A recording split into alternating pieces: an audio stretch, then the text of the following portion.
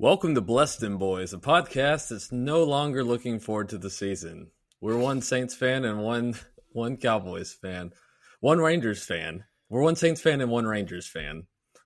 One fan of Who Dat and one fan of Juan Gonzalez. We're here to give weekly takes, game recaps, bad betting picks, game previews, and the occasional Seinfeld reference. Your boy's down bad. It's bad, Paul. It's a bad I'm situation. hurting. Let's talk about the years gone by. Our patron saint / Cowboy of the Week is linebacker Darren Smith. Smith was drafted in the second round, 54th overall by the Dallas Cowboys out of the University of Miami, where he was a member of the 1989 and 1991 national championship teams, along with, I believe, former Giants, Jesse Armstead and Michael Barrow. I know Barrow, Armstead. I know Armstead was. I'm pretty sure Armstead was. I'm not sure about Barrow. They formed one of the greatest linebacking corps in college football history. They were nicknamed the Bermuda Triangle. That's a great nickname. That's a good nickname. Smith was a two-time first team All-American in 1991 and 1992. So Smith would play for the Cowboys for 4 seasons. In his rookie year, he would finish 4th in the AP Defensive Rookie of the Year voting. He was also a member of Super Bowl 28 and Super Bowl 30 teams. After his time in Dallas was over, he would move on to divisional rival Philadelphia Eagles for 1 season. And then from there, he would go to the Seahawks for 2 seasons. And he would finish his career in New Orleans as a Saint for 5 seasons. In total, in his career, he amassed 782 tackles, 24 sacks, and 11 interceptions. In 2006, he was inducted into the University of Miami Sports Hall of Fame. And this year, 2025, he was inducted into the College Football Hall of Fame. So to Mr. Smith, we salute you. I'm Paul, the Saints fan. I'm Brendan, the Rangers fan. And we're your hosts. Izzy, tell them what time it is. Yeah, that's it. It's go time. Let's see you lift that. Mr. Mandelbaum, please. It's go time. This one's for you, Pop. It's go time. It's go time. You've been married 3 times. That's it! It's go time! It's go time. I would like to point out that the Rangers are now only a game and a half back of a wild card spot. Oh, I thought you were going to say looking up on. I was like, Jesus, did something happen? I think they're like 4.5 games back of the division, so not out of the question, but the wild card's a little closer. I saw 7 games the other day. It's a little closer than that now. Okay, well, so would you like me to? I can do the how to contact the show. If you'd like to reach us, go ahead. You can email us at blessdemboys@gmail.com. We're also still on Twitter. The handle is bless_dem_boys. If you'd like to follow me or Paul, I am at Ball from Grace. Paul is at Paul Elliott, PAULELLIOTT_316. We're also still on Blue Sky. Still, I'm sure, racking up the follow. I was able to actually get on the account. I posted something from the Blue Sky account this week. I managed to log in. I missed it. So, yeah. We are available to stream on Spotify and Apple Podcasts, as well as anywhere else you get your podcast. And you can now also watch the show on YouTube. We appreciate your feedback. Tell your friends, tell your family, tell strangers, tell the bots, tell the person in the stall next to you who might need a spare square of toilet paper. And be a mention, spare a square. Yes, spare a square. Brandon, would you like to know how many followers we have on Blue Sky right now? Is it 7? Like Mr. Costanza's child. There you go. I almost want to stay at 7 just for the bit. Well, there's a gambling podcast I listen to, and they always joke about how they have 7 listeners. That's their like running gag. You are correct, sir. The Rangers are only 4.5 back of the Astros in the division, and the wild card, a 1.5 back of the Mariners for the wild card. That's right. And I know the Astros and Rangers have a series coming up, I believe, this weekend, maybe next weekend. I know very soon. Astros have their last kind of turn around the AL West coming up before they finish out the series. They're in New York right now, I think. Or no, yeah. I'm sorry. Are they in New York? Yeah. Yankees are in Houston. I will bleep it to preserve our rating, but those Suns have come to Houston. Right. Apparently, yeah. George couldn't stop them. Yeah, George couldn't stop them from. He couldn't coming to Houston. Yankees are up 6-0 on the Astros right now. By the way, actually. Ooh, that's gotta hurt. I don't care where you're good from. For business. That's not going to be good for. It's not. I would say it's not going to be good for anybody. It's going to be good for somebody. It'll be good for the Mariners and the Rangers, maybe. Yeah, exactly. All right. So we got a lot of football to get to tonight. So we do. We're very excited. It's week 1. Getting ready. We got some preseason picks to make, all that good stuff. We'll also talk about college football. But before we get to that, we here at Bless Dem Boys do pride ourselves on being able to discuss other things. But enough about fish. I can discuss other things, you know. On second thought, I think I'd rather discuss the fish. This week, yeah, probably. Yeah. This week only. But I'll let you kick us off here if you want. Okay. Paul, how about we're going backwards. We're doing Bizarro World today. So how about you lead off today? You lead off. It's a madhouse.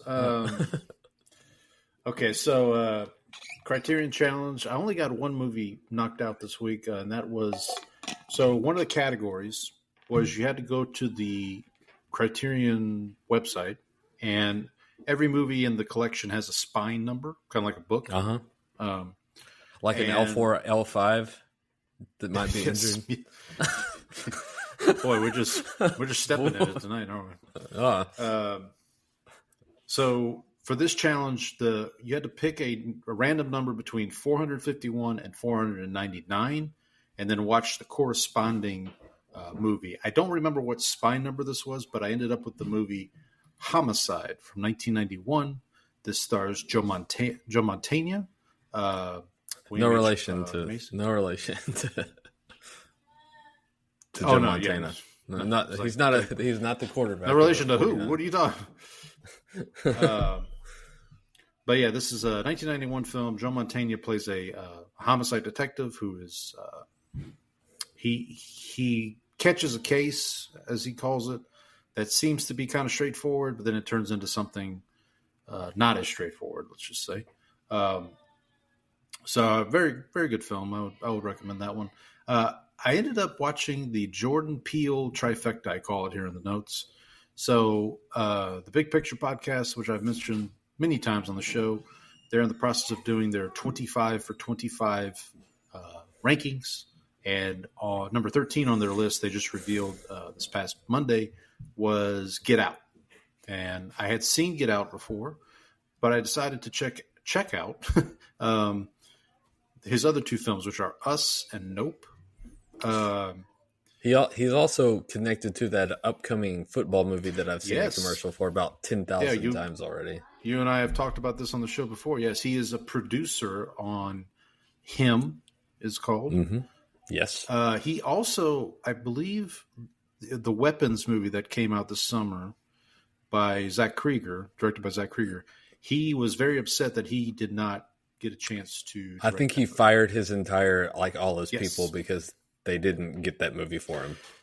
And I also read today his upcoming film, which I don't know what it was supposed to be about. It was supposed to release in 2026, is now off of the Paramount calendar. So he's got a lot of things going on with Jordan Peele. But maybe he's a Cowboys fan. He's also really upset about this. His these three movies though, Get Out, Us, and Nope, I would highly recommend all three. They're all very good. The thing about his movies is when I listen to other people talk about them, I feel very dumb because like his movies have these kind of like sociological layers to them, and I just kind of go for them, just like I just want to watch a movie. Like, That's how I feel sometimes. but 90 pages. 90 pages. Also watched a trifecta, if you will, of crime movies. So, To Live and Die in L.A. This is directed by William Friedkin, who I've mentioned before on the show. Directed Last week? Exorcist. Yeah, we mentioned it last week. Stars William Peterson, who you might remember from the CSI show back in the day. Like the original CSI. The original CSI, yeah. He was the lead guy in that original series. Also watched American Gangster with Russell Crowe and Denzel. I saw it when it was in theaters years ago. It came out in 2007. I had not rewatched it since. It is a damn fine movie. Which one? The American Gangster? That was a really good one. I saw that in theaters. It was a disappointing film at the time because I think it was built up as like this is going to be Godfather level or like Heat level, and it just wasn't that. Yeah, it wasn't. But it's still a very, very good movie. And then, by the way, American Gangster, Seinfeld connection. John Polito is in the film, and John Polito played the super in the what is it? The one who Newman's sleeping with his wife. The reverse people. Yeah, that's that one. Yeah, he played. Yeah, Silvio. Is it Silvio? I think it's Silvio. Yeah. That's it. Yeah, so he plays a role in American Gangster, and then oldie but a goodie, The Departed, the classic Martin Scorsese film. And then I watched a movie that was actually filmed in and around Houston, where we're located. Boyhood by Richard Linklater. That's the one that took like the 12 years to make, right? Mm-hmm. Yep. Yeah, he filmed it over a 12 or so. Basically, the young actor, you actually see him grow up throughout the movie. So when the movie that's why they call him Richard Linklater, not Richard Link sooner. Right. But I thought it was a very good film. Ethan Hawke's very good in it. Patricia Arquette is in it. The young actor whose name I can't remember off the top of my head was very good. So recommend all those. I did want to talk about my fantasy football draft real quick. So I'm in a league with my former coworkers from Academy. I'm the only one in the league that does not currently work at Academy. Okay. And we had our draft on Friday. We met up at Bar Louie. Shout out to them. It was everything was fine, but the internet went out like halfway through the draft, which was not ideal. That's kind of important for a fantasy football draft. I would assume. But Brandon, I have not told you this story yet. Uh-oh. So buckle up, buddy. Did you draft Micah Parsons? Is that No. So it's a 12-team league. I had the 9th pick in the first round. Okay. Right in the meaty part of the curve. The person drafting before me. So, the draft went like you would expect. Jamar Chase went first. Bijan. Saquon. Bijan. Yeah. Bijan, like yes. Bijan, yeah. Went like you would expect. Actually, one of my former coworkers, her team name was Bijan Mustard. But she didn't draft. That's not. You can't name a team for a player that's not on the team. Well, no. So she had him last year. Oh, okay. So when she didn't draft him, so you'll appreciate this, she drafted another UT alum, Xavier Worthy. Okay. So she renamed the team, not in the first round, but she renamed the team We're Not Worthy. Okay. That was going to be my guess of if you asked me to guess what do you think the name she chose is, We're Not Worthy is going to be the. I told her she should name him Action Jackson because she drafted Lamar as her quarterback, but nobody listens. So, but anyway, so the woman, so this woman is in the league, and I did not work with her at Academy. She works there now. I just met her Friday. She's a lovely, lovely person.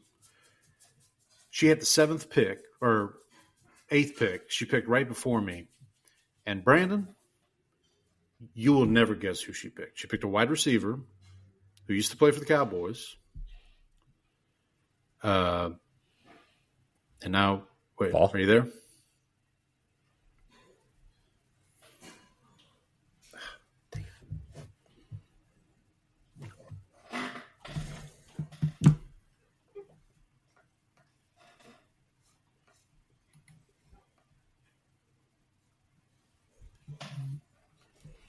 Well,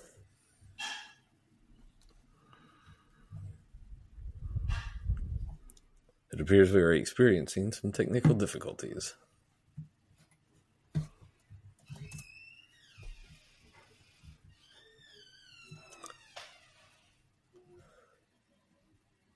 All right.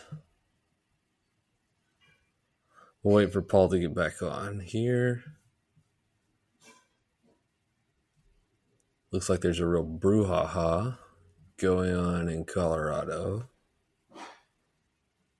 Ooh.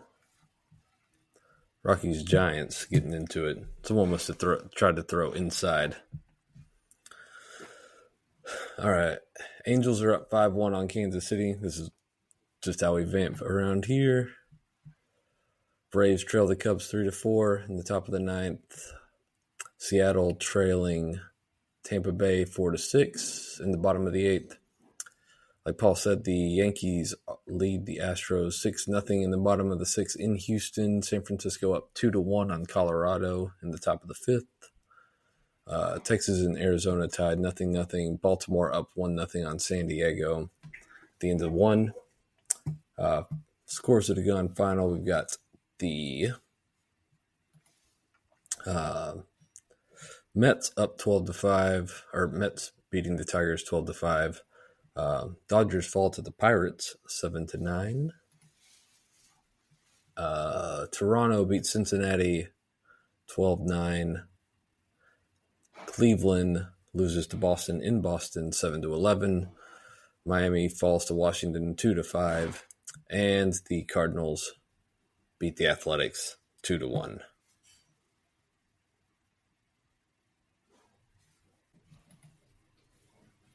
Am I back? And Paul is back. Am I back? Okay. Yes.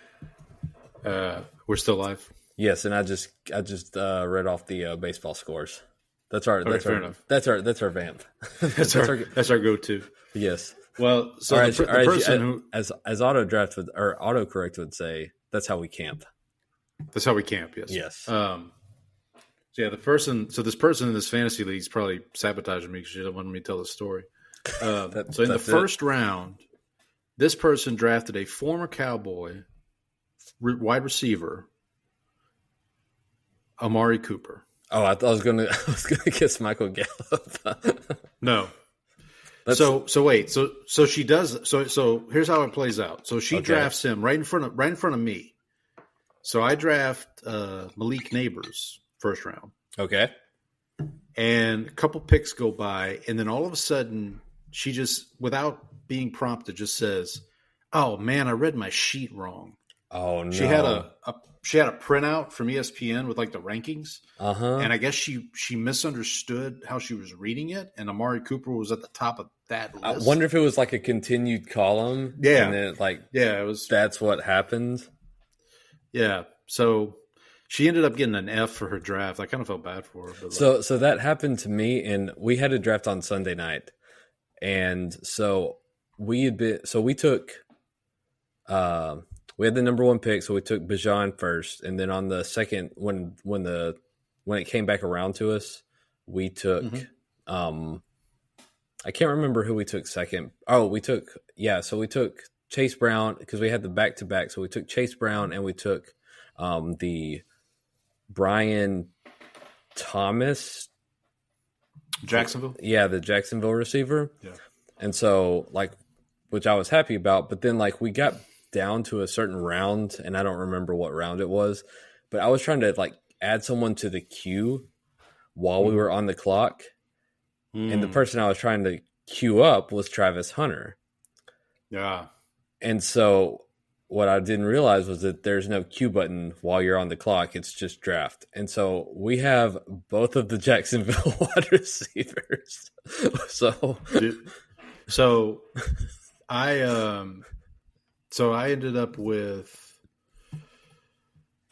with Brock Bowers in the second round, which was probably early, but I was like, I don't like. Is it a 10-team league or 12? 12. It's a 12-team league. Okay. So I ended up, and I sent you my team via text. Yeah, my running back situation is not great. Your cousin James Conner is my RB1 basically. Yeah, I love my cousin, but he's not the guy you want anchoring your backfield. Yeah, and then my other running back that's starting right now is the Washington running back that just was announced he's fourth string. Bill, the Merritt kid. Bill, yeah, Bill.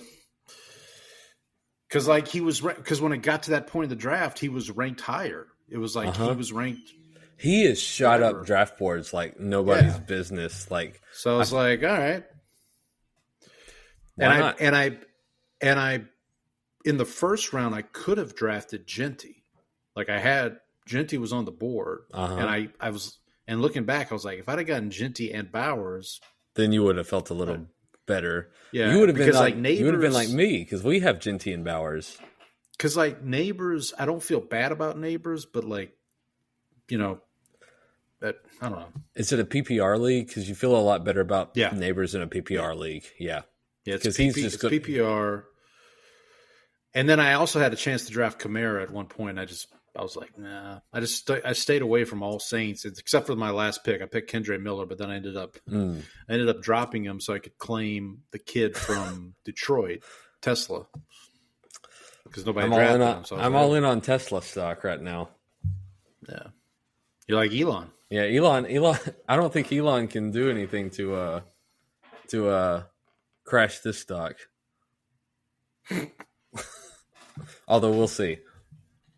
All right. What you got? What were you up to this week? All right. So this was a big new music week. So I listened to 3 new albums. One was Euro Country by, I don't know if it's pronounced CMAT or CMAT. I'm going to go back and listen to it again because I just kind of gave it a once over and kind of enjoyed it.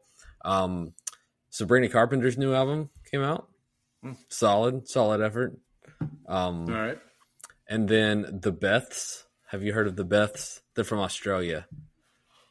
Nope. Pretty solid. Straight Line Was a Lie, so that was their newest album. I didn't like this one nearly as much as like their last couple of albums.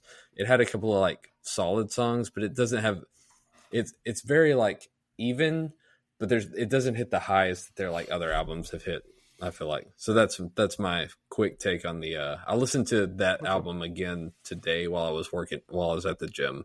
But that's my take. I think that's my big takeaway from their album.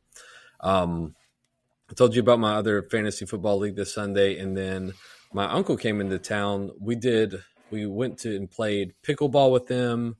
And then on Saturday night in IMAX, they were showing the Sign of the Times concert movie. Have you ever seen this, Paul? I've heard of it. I have not seen it. This is the Prince one, right? Prince, yes. And so highly recommend it because it's an hour and a half, but it makes the Taylor Swift concert movie look like amateur hour over here. It's excellent. The music's great. So I think Sign of the Times is my favorite Prince album. I think it's his best one. Okay. Because the one disappointment I had was that there were 2 songs off of that album that he didn't play that like were 2 of my favorite Prince songs of all time. Which one is "Starfish and Coffee," which he performed on the Muppet Show actually, and the other is "Strange Relationship," which comes right after on the album. Comes right after "If I Was Your Girlfriend," and that's on my both of those are on my top 10 Prince songs of all time. So that was a little bit of a disappointment, but the music's great and like the band performance, his performance, of course, it's not something to watch around the kids, I would say. Okay, fair enough. So, but really enjoyed that, and then we also started the Netflix Cowboys documentary, which has been I've actually really enjoyed it. So we're through the first 2 episodes of that. And I think like we talked about last week, it's definitely like a watered down version. It's not like all the gory details, but there's some good stuff in there. So I have not watched it, but Troy Aikman was on Rich Eisen's show today, and they were talking about it. And Rich kind of was like, so, like, how do you feel about it? Listen, Troy said, so I'm paraphrasing. I'm not going to get the exact quote, but he said, it's kind of hard to tell the whole story when one of the key players has editorial rights to the documentary. They did talk about, have you gotten to the part about Michael Irvin getting a death threat or getting a hit put out on him? No, I haven't gotten to that point yet.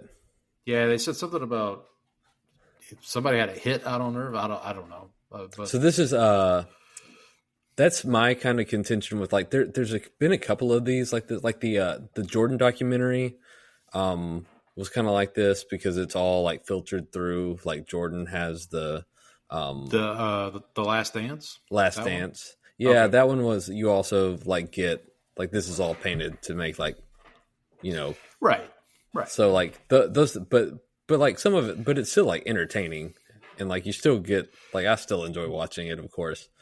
So I know this is a sore subject right now, but do you think when Jerry goes, there has to be someone out there with like some kind of screed of some kind of like all telling whatever, and the minute Jerry goes, they're gonna be like print.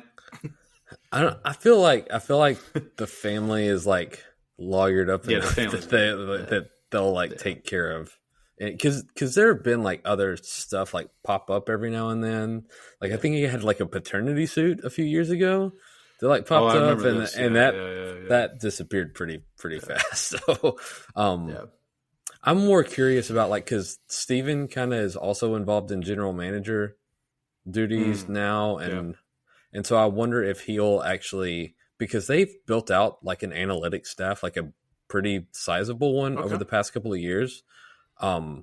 This doesn't get like talked about by anybody. Kind of like how Will McClay is like the draft guru, like never seems to like, except in like people who actually like know the like. I didn't know his name. I didn't know his name until this year. Or I think you brought him up, or I heard about him on a show or something. Yeah, and so it's like one of those questions of like, I wonder if Steven is like kind of pushing some of this stuff, and like once Jerry's gone, if he'll like maybe bring in somebody to actually like be a GM, which would actually kind of be nice. Well, funny you should mention. I guess I'll just throw this in here. The Saints today announced the hiring of Thomas Dimitroff from the former Falcons GM. We don't want Mickey Loomis, Paul. Well, no. I know you don't. I don't want him either. I don't think you want him either.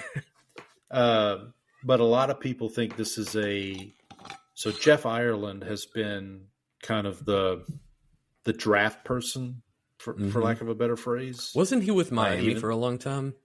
Jeff Ireland was, yeah. Yeah. Even though Mickey Loomis will not listen to Jeff Ireland when he says draft Brian Branch and not Isaiah Foskey, but so a lot of people think Dimitroff is coming in to maybe like Jeff Ireland's going to be kind of a scapegoat in all this.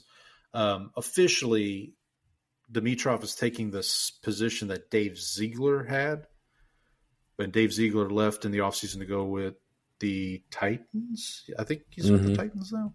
That sounds right. But it's basically like an assistant GM type position. So my hope is that they're grooming Dimitroff to be the GM and Mickey's going to step aside. Because like I know Dimitroff's not the greatest GM in the world, but I'll take it. Might be a step up. I'll take change, man. I mean, look, Dimitroff was in Atlanta when they went to the Super Bowl. I mean, he was that GM for that team, I believe, if I'm not mistaken. Yeah, I think that sounds right. So we'll see. We'll see. We're a very evidence-based or fact-based show here, as I say. I think that sounds right.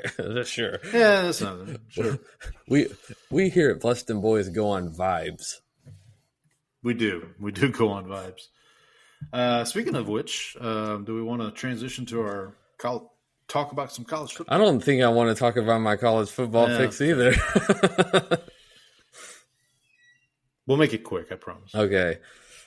This did remind me to actually make my pick, so I have made my pick so we can compare them now on air. Oh, actually, yeah. Now that you mentioned it, I need to make mine. But last week, I was 8-2 for the week. Oh. I am 4-6.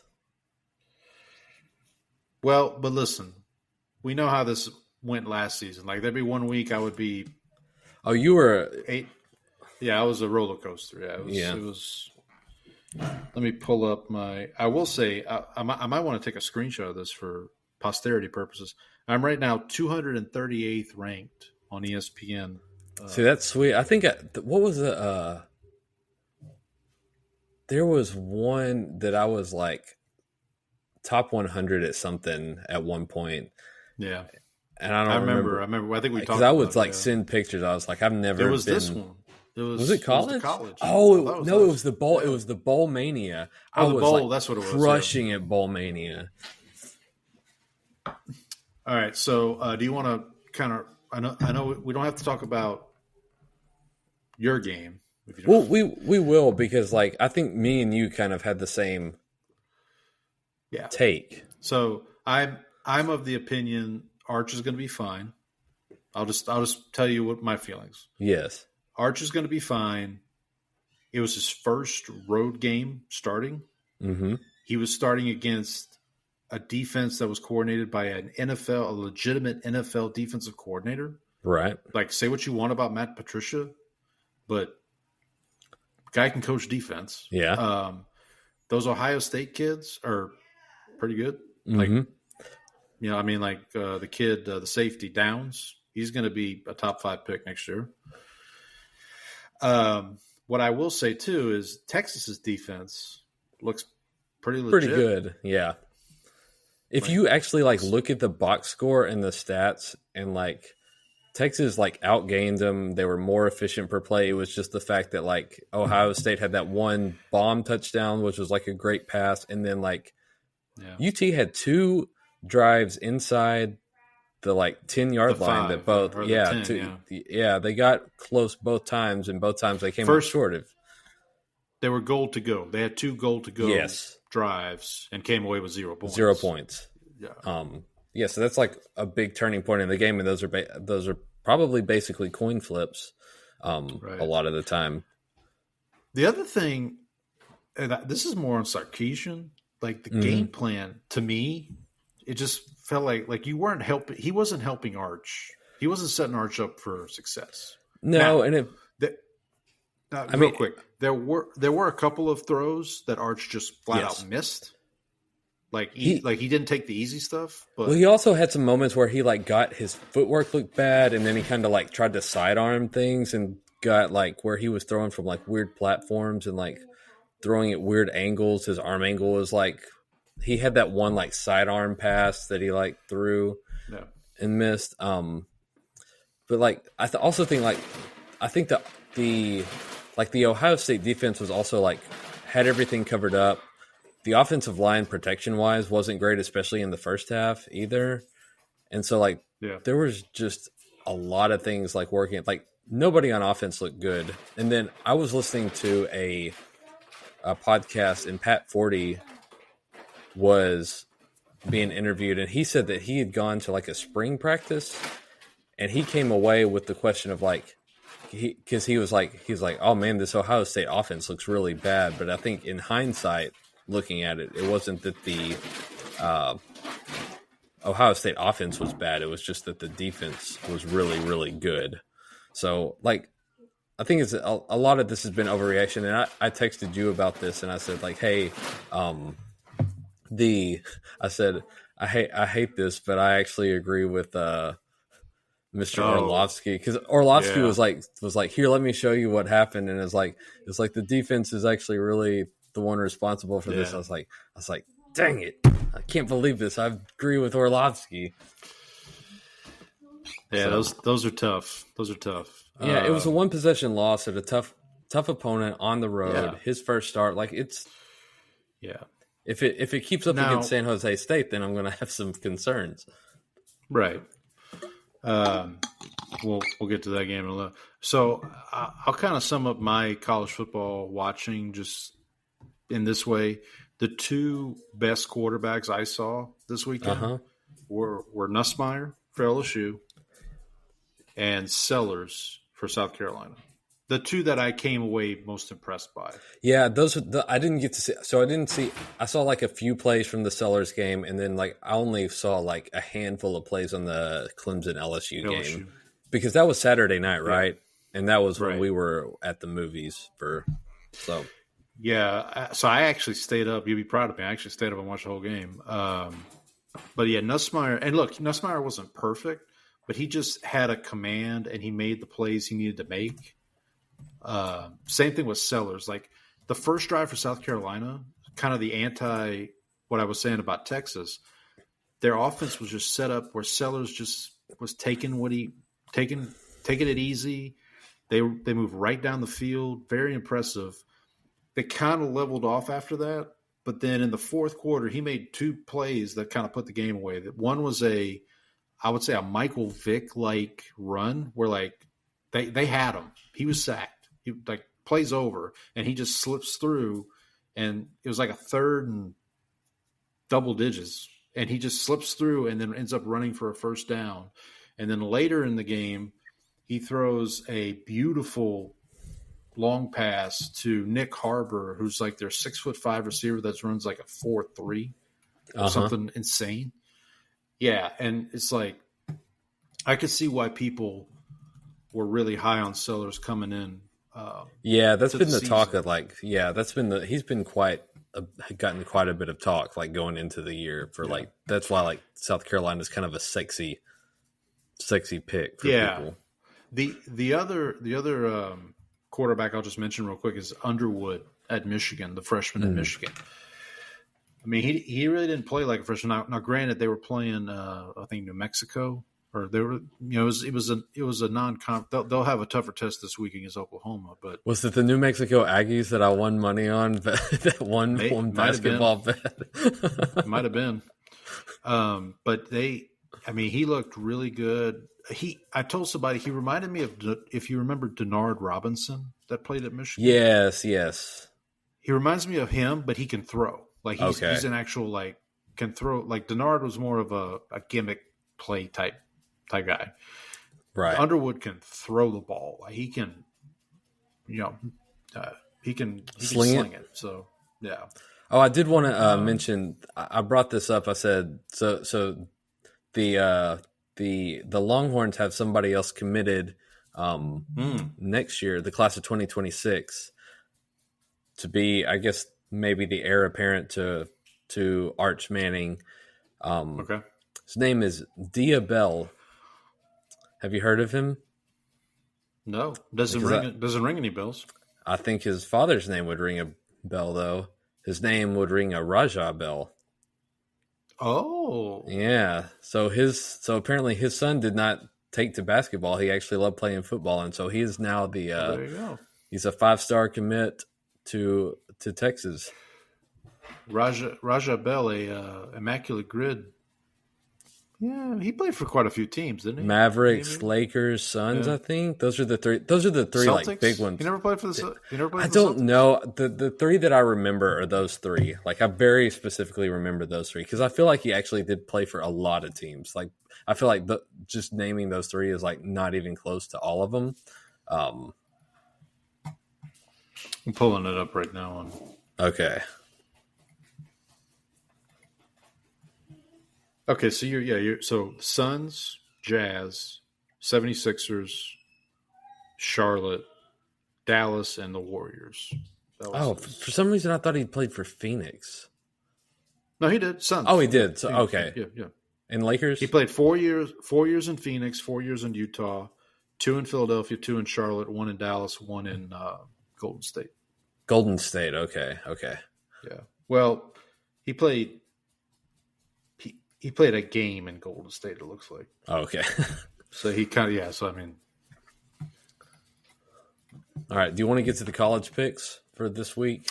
Yeah, let's do it. All right, so a lot of big numbers this week. Yeah. Let me pull up my document here so I can make my picks. We'll start with the Longhorns again. Like I said, hopefully a little easier task for them this week. Longhorns are hosting San Jose State. They are laying 35.5. I'm going to take those points. You're going to take the points? Yeah, I think I'm going to do that too. Elsewhere in Texas, a bigger number.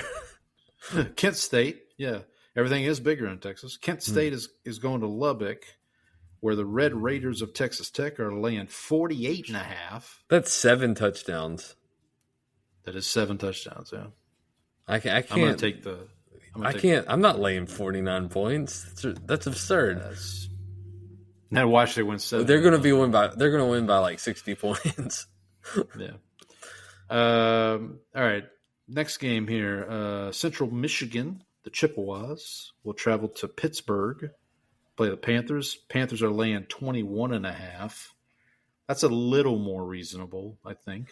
But I'm still going to take the 21. I'm going to take the points too. Another Texas school here, the Aggies. So it's Aggies versus Aggies. Ooh. Utah State at Texas A&M up there in College Station, not too far from us. The A&M Aggies are laying 30.5, so laying 30.5. I guess I'm taking the 30.5 there. Yeah, same. Okay. The Trojans of Troy, DeMarcus Ware, yep. are traveling to Death Valley, the other Death Valley, as it were, to play the 0-1 Clemson Tigers. Clemson is laying 31.5. This will be a get-right game for them, I'd imagine. That is why I'm taking the points. I'm going to lay the points here. You're laying the points? I'm going to say Dabo is mad. We can go head-to-head on this one. Yeah. I'll take the third. Yeah. I still think Clemson wins, but I mean... Right. I would certainly hope so. Otherwise, Dabo's not going to have it. So, I think the rest of these games, except for one, should be somewhat interesting. But I'll see what you think.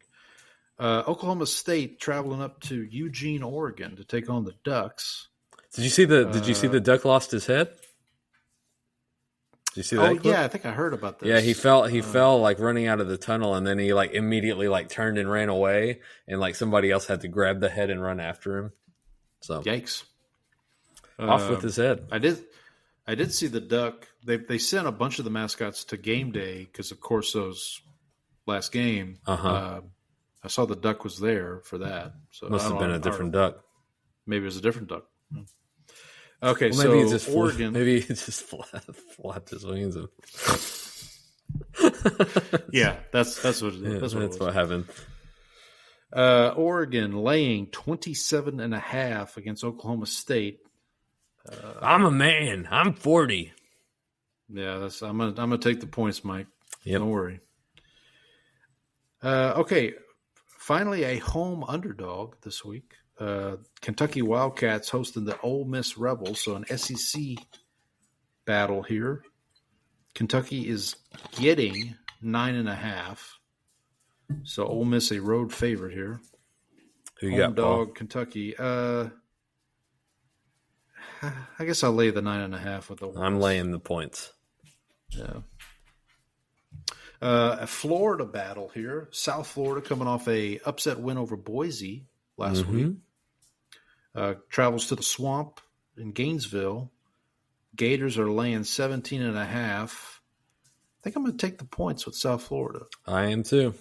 We're locked in here. I'm gonna skip to the marquee game. We'll do that one last. Let me get to this Georgia Southern traveling out to California to take on the Trojans of USC. Trojans had a big win last week over, I forget what school they were playing, but it was like, I think they scored like 70 points or something like that. But they are laying 27.5 against Georgia Southern. I think I'm going to lay the points there. I'm laying the points. All right, marquee game. This is the college game day game of the week. They will be in Norman, Oklahoma, for for the Sooners hosting the Michigan Wolverines. This is number 15 Michigan at number 18. Well, according to this, I'm sure rankings might change by then, but we don't know how official any of these rankings actually are. Yeah, we don't know how official they're. Oklahoma. So this is obviously. Well, I don't know how official any of these rankings really are. Yeah, that's true, Jerry. Thank you. This is by far the closest spread of the week. Oklahoma's only laying 2.5. Out of my friendship to you, I think I'm going to lay the points with the Sooners. I have the Sooners. All right, so we only differ. We differed on one game. Well, I mean, the Troy Clemson, right? That was the only one. Yep. I mean, these point spreads, man, they're huge. Yeah, I mean, last week we had the one. It was Marshall, Georgia was the one like really big spread, and then everything else was somewhat reasonable. This is like. So would you like to know something? So the Oklahoma Michigan game opened at 2.5. Do you want to know what it is now? Is it Oklahoma 6.5? 5 to 5.5. Okay, for Oklahoma, right? Oklahoma's still. Yep. Yeah, because Oklahoma had a big win, right? And then, well, we know their quarterback might put a few bucks down on the game. Yeah. So. Yeah. And then he'll Venmo you money for it. Yeah. All right, buddy. All right, so I think we can now move on to news and notes. We know what the Cowboys news and notes are. Anything from the Saints? Please, God, tell me there's something. So actually there is. The Saints had a transaction of note. They released Pro Bowl special teams gunner, former All-Pro JT Gray, which came as quite the surprise. I think Alvin Kamara's tweet was something along the lines of WTF. Tyrann Mathieu had a similar. So I saw the WTF tweet and somebody quote tweet because someone quote tweeted it. Mm-hmm. Did you see? I know exactly what it's going. It's like he must have just seen the quarterback room. He looked over and was like, "Wait a minute." No, so they cut JT Gray. The thinking is that Gray's going to end up with the Broncos because obviously Sean Payton's there. Darren Rizzi, who was a special teams coordinator with the Saints, is now the special teams coordinator with the Broncos. I read somewhere today that JT Gray has decided on a destination, but it is not the Broncos. But is it just a special teamer? A special teamer? Is that? So he has played safety like in a pinch, but he is known as like one of the best special teams players. Okay, so he's the Saints version of C.J. Goodwin, basically, is what. Sure, yeah, that's the Cowboys equivalent. I would say.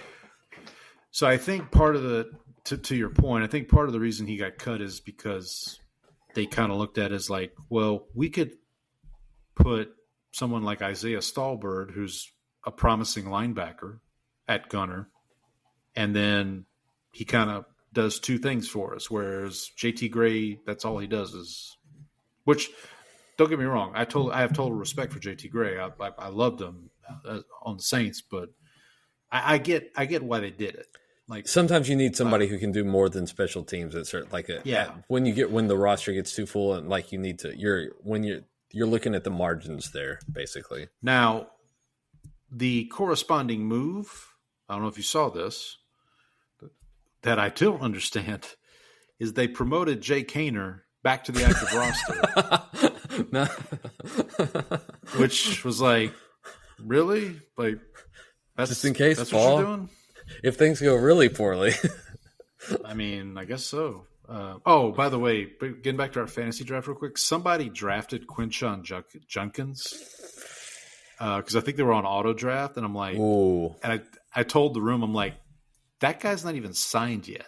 Like, he's, like he may, so whatever. But good luck with that pick. yeah, good luck with that. Anything happen with the Cowboys this week? I don't. Well, so would you like to know how I found out about this trade? It is because one of our listeners tagged us and said, "WTF." Was it Donnie? It was Donnie. Donnie said, "WTF," and I was like, "What is this about?"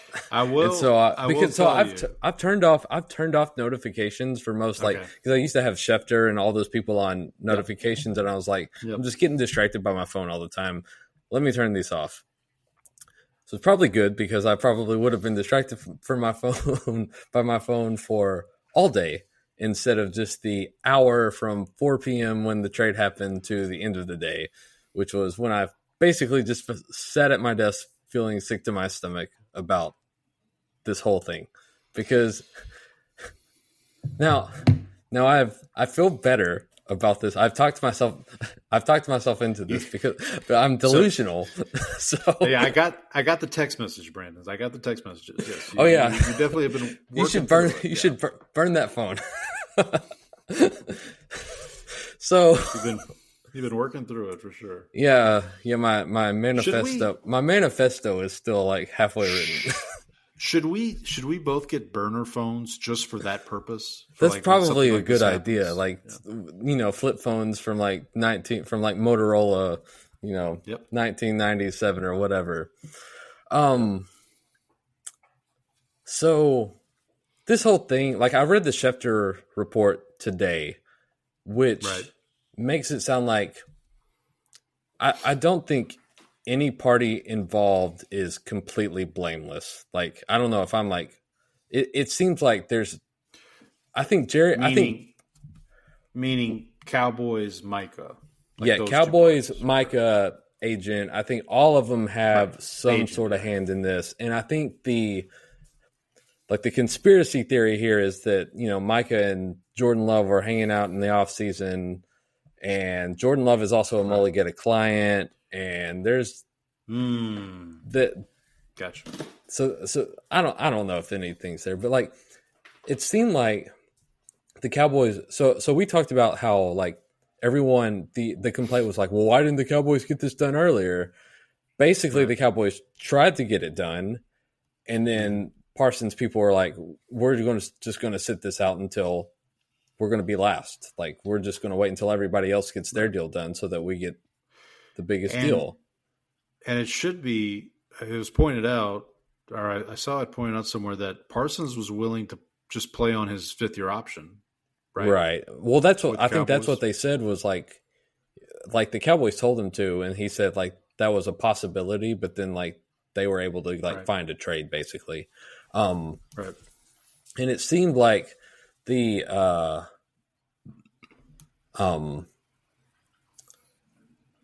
so like the trade offer, like and I think somebody laid out the terms of what the Cowboys had offered, and like in terms of annual value, like the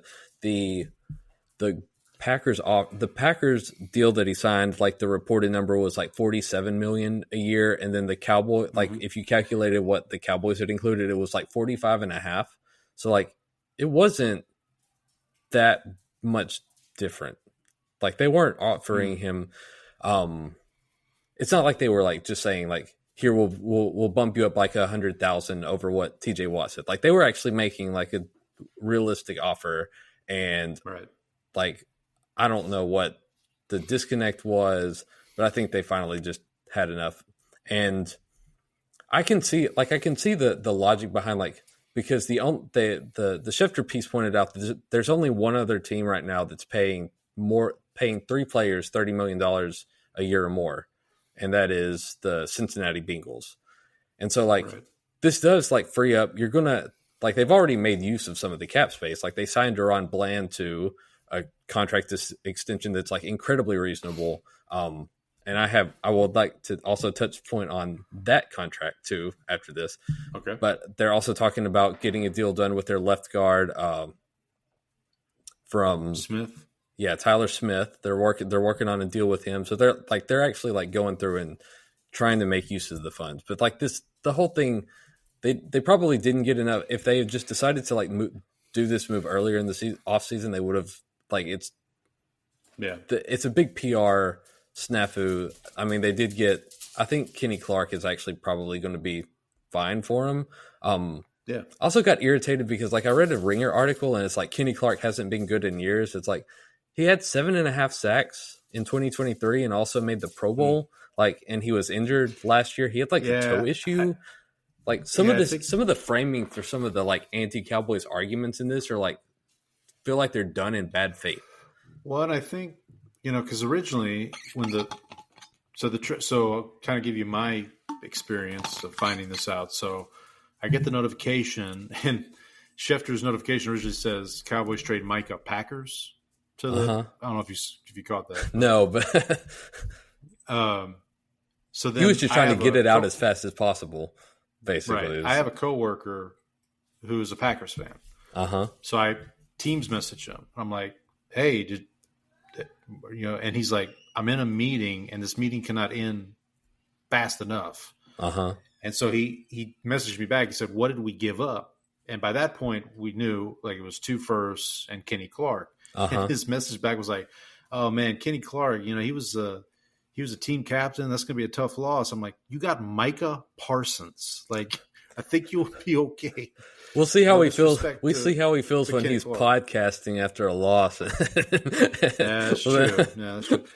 But so I think part of the discourse is because originally it was announced it was 2 firsts and a frontline player. And I think a lot of people were expecting something. He does play on the line, so that does make him. But I think people were expecting like Rashawn Gary, Lucas Van Ness, like something along those lines. And you and then it's like, okay, well, they got the oldest Packer, right, in return, which the Packers have a fairly young team. I don't know if they're the youngest team in the NFL. I think they also are very age conscious. Right about that. But someone also pointed out that like Kenny Clark is a defensive tackle and but defensive tackle isn't we see like Calais Campbell still playing. Like it's not like necessarily it's not necessarily a position that like you need to be like the utmost athlete. The aging curve isn't as steep at defensive tackle. So yeah, no, I agree. So I mean, look, I get it. Who knows, man? I mean, this may end up being. I do have this future curio. If anybody wants to buy it off me for a significant sum of money. So the other thing I wanted to let you know, because you mentioned Donnie, the Broncos fan, Andy, the Bears fan, messaged me. He's not too happy. He ain't happy either. No. Nobody's he happy. Me and he messaged me and he was like, "Is Brandon okay?" And I'm like, "Yeah." I was like, I think. He's going through it. And Andy comes back and he's like, "Yeah, I'm not too happy about this either." I'm like, I didn't want to do this. I'm on his side. But I will say, Paul, I think there are some ways that the Cowboys can still win this. Let's see if I can. Here we go.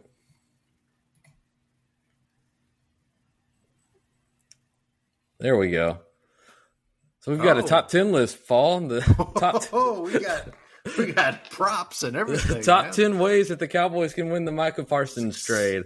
Now, I will point out before we start this that these are all done in jest, and these are all not things that we wish could happen, because I made that list, and that was in a circle surrounded by candles while I was writing the manifesto that I sent to Paul. What's his agent's name? Oh, David? Mr. Mulligetta. He's probably good. Yes.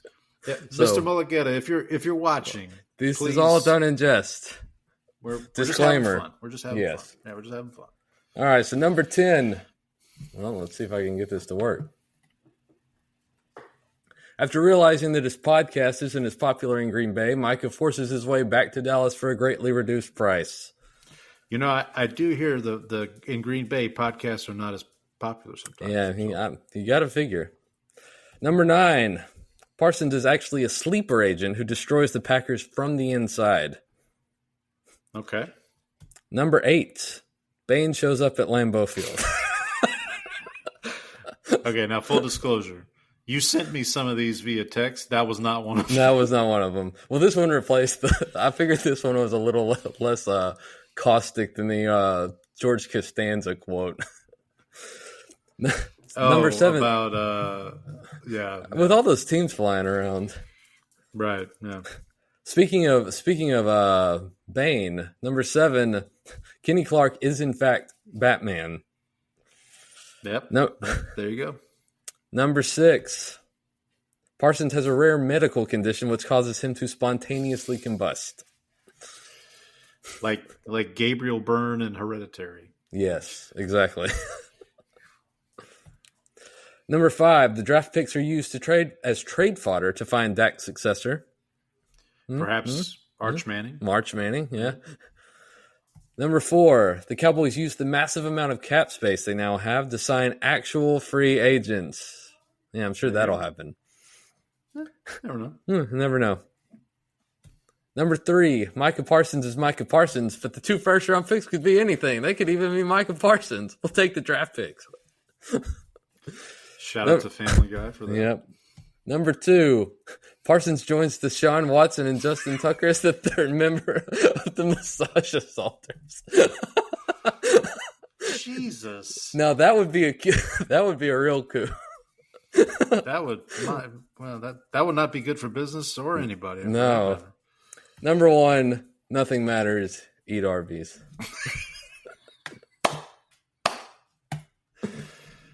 Bravo, sir. There we Bravo. go. I'm gonna. It won't be a standing ovation, but I'll give you a. So the and they did sign Deron Bland. So like everyone complains about the Cowboys, they don't get their deals done early, and so the Deron Bland deal gets announced, and everyone's like, "This is a bad deal. They shouldn't have signed this deal like immediately." And so I was like, "You just said we should get the deals done early," and then like because it gets reported, it's reported as 4 for $92 and $50 million guaranteed, which is slightly more than J.C. Horn got. And so everyone's like, he got more than J.C. Horn. Everyone's mad.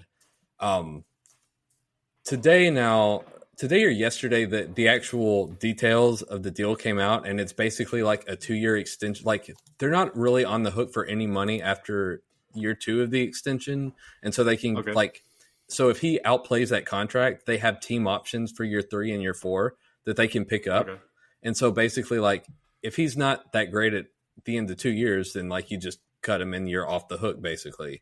And so like it's a pretty low risk deal, and he gets some money up front, and you avoid having to worry about him having another pick 6 season where I think the other thing that got put out was like Barnwell tweeted out like his PFF coverage grade was this and his run grade, and I went and looked it up, and I was like, well, that was just last year when he was playing. He started the season unhealthy. He was never really fully healthy because he had to have surgery this offseason. If you look at like his 2023 grade, like it wasn't just that he was having all the pick sixes, like his actual coverage grade on PFF was like a top 10 cornerback. So like, and he was actually also good in run support at that point too. So like, let's just like paint with a broad brush that like his 2024 numbers are his full career.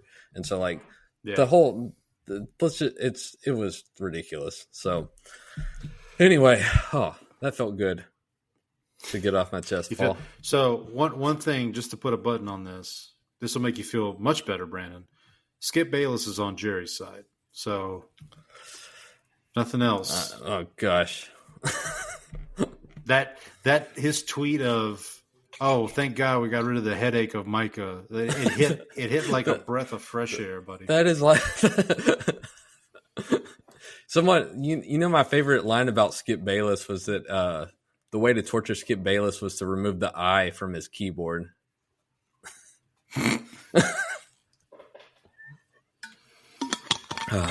All right. Okay. So we got a couple things we need to do. We are going to get to preview week 1 here shortly. But first, we got a couple of things we're going to do. We're going to do a win-loss game, which I'll explain in a second. We're going to do some award picks, which include playoff picks, Super Bowl picks, all that good stuff. And then we'll get to our week 1 game picks. All right, so the win-loss game. So you texted me about this, and I think it's a good idea. Mm-hmm. So what we're going to do is you and I are each going to draft 16 teams. So we're going to take the 32 teams, split it right down the middle.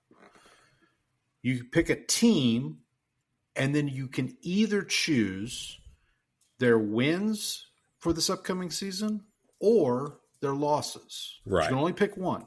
Yep. So, for example, if you pick the Chiefs and their wins and they win 15 games, that's 15 points for you. Correct. If you pick the Browns and their losses and they lose 10 games or 11 games or 12 games, then that's that many points for you. So, well, I guess, would we consider this? Do we feel a draft, Brandon? I think we feel a draft. Where are you? Well, Estelle, we lost Estelle. yeah, we lost Estelle. That's a shame. That's a shame. Yeah, Anyway, I can't find that one on here. Hold on. So, okay, go ahead.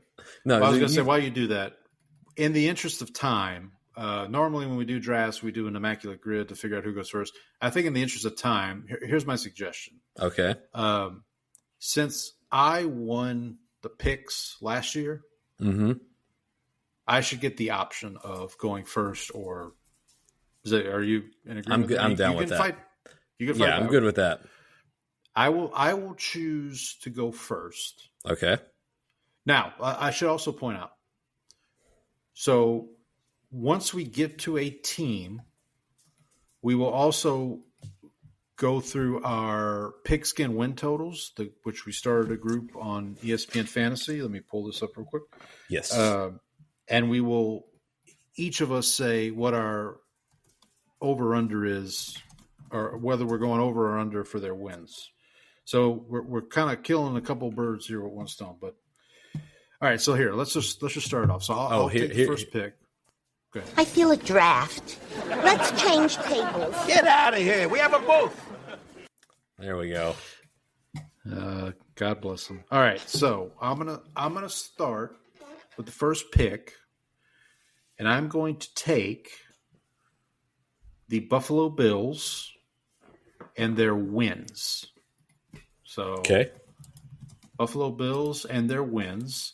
The number on ESPN Pigskin Totals is 11.5. I am going over. I am over on that as well. Okay. So if you've been following along with our division previews, some of this may not be surprising. By the way, again, I don't want to keep bringing this up, but based on the news of last week, did that change any of your numbers? I would probably downgrade the Cowboys at this point, which Vegas has already done. Which my over 7.5 is now like a brutal. Yeah. And then, but I already had the Packers as like I had them at 14-3, so I feel like I was. Look at me! I prognosticated this. Yeah. I was going to bring up that as well. Okay, so I've got the Bills and their wins. Brandon, you get 2 back-to-back here. All right, I feel like the other it feels like there's a few teams like kind of in the top tier here. So I feel like the Bills were one of them. I'm going to take the other. I think the first one is pretty obvious. I'm going to take the Ravens wins. Okay. And so the Ravens on the ESPN Pick'em game, they are also like the Bills 11.5. Yep. So I am over. I am over on the Ravens. Okay. I am also over on the Ravens. Okay. And so the next one, I think, and this is difficult because I think there's some. I'm going to stay in the same division here. And okay. I'm going to take the Browns' losses. I was wondering who's going to, because when you first pitched this game to me, I'm like, Browns' number 1 pick is actually not a bad pick if you take their losses.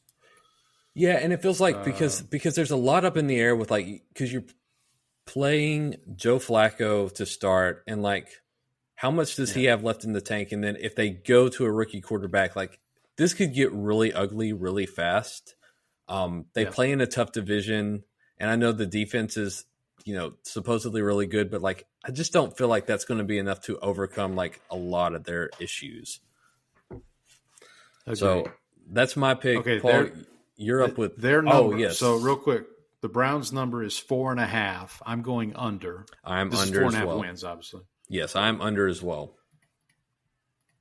All right, so for my next two picks, I'm gonna use a strategy similar to what you just did. So first off, I'm gonna take the Chiefs. I'm not gonna make this more difficult than it has to be. I'll take Chiefs wins. They are also at 11.5. I am going over. I don't feel super great about it, but I'm going to go over. Where are you at on the Chiefs? So I'm also over 11.5. Okay. And then I'm going to take the Saints and losses. The number for the Saints on ESPN is 5.5, 6.5, 5.5. Which I think now you can get. Now it's it's steamed up to 6.5, hasn't it? Oh, see, I thought it went the other way. Did it go down? Okay, I may have been wrong. I can check rebet here in a second. So I'm going under 5.5. I'm also under 5. I'm also under 5.5. Okay, I'll check rebet while you give us your next couple picks. Okay, I've got two picks. Ooh. So I'm going to take the team that we talked about because this is the team. There's two teams in the NFC that I think that I have with pretty strong win totals. I have them both with 14 wins. So I'm going to go back to back on those right here. I'm going to go with Green Bay wins. Okay. And then I'm also going to take the wins for San Francisco. All right. So, by the way, the Saints on rebet, the number is 6.5 now. Oh, it is. For the Packers. Yeah, for the Packers. Hang on. On ESPN, so we'll do the 49ers first. ESPN, the 49ers number is 10.5. Correct. I'm going under. Oh, you're under that. I'm over. I'm going under. We're going head to head there. The Packers, their number is 9.5. I'm going over. I'm also over. You're probably going over as well. Yeah. Yes, I am. Okay. All right. So we're moving along here. All right. Let's see who else can we go with here? So I'm going to take the other kind of I'll take this team so you don't have to. I'll take the Eagles. The wins. Okay. Their number is 11.5 on ESPN. I am going to go under. Not much under, but I'll go under. Yeah, I'm there too. I also have I have them at 10 wins. So I have them under. I have them in under. And then team that is getting a lot of juice. I'm going to go the Denver Broncos wins. The number is 9.5 on ESPN. I'm going over. All right. I have them at over 9.5. Over 9.5. Okay. Pick is to you, sir. Okay. All right. So I'm going to go back to the NFC. I'm going to go to the. All right. I'm going to go to the NFC North. I'm going to go to the team that did not make it to the championship game. They lost both their coordinators, but I still have faith in them to kind of get it done. I'm going to take Detroit. Okay. I'm going to take the wins here. Okay. On ESPN, they are at 10.5. Yep. So I'm taking their wins, but I'm also slightly under here. I'm going under as well. Well, Yeah. I mean, we talked about it on that preview, but yeah, Correct. I'm also under. Next pick. So the next pick, I'm going to take the team that hired away one of their coordinators. I'm going to take the team that hired their defensive coordinator. I'm going to take the Jets' losses. Jets losses, okay. So I have the Jets at 4-13 in my projections. Mm-hmm. I think we're going to be opposite here. Okay, so so their line is 5.5 on ESPN. I have them at 4. I'm under 5.5. I am over 5.5. Ooh. So this is another head-to-head. So Spicy. this one and the what was the other? 49ers? Detroit. Oh, No, wait, no, are you but- saying the ones we went opposite? Yeah, the 49ers. 49ers and the Jets. Okay. Yep. Cool. All right. Let me get back in on the losses here. I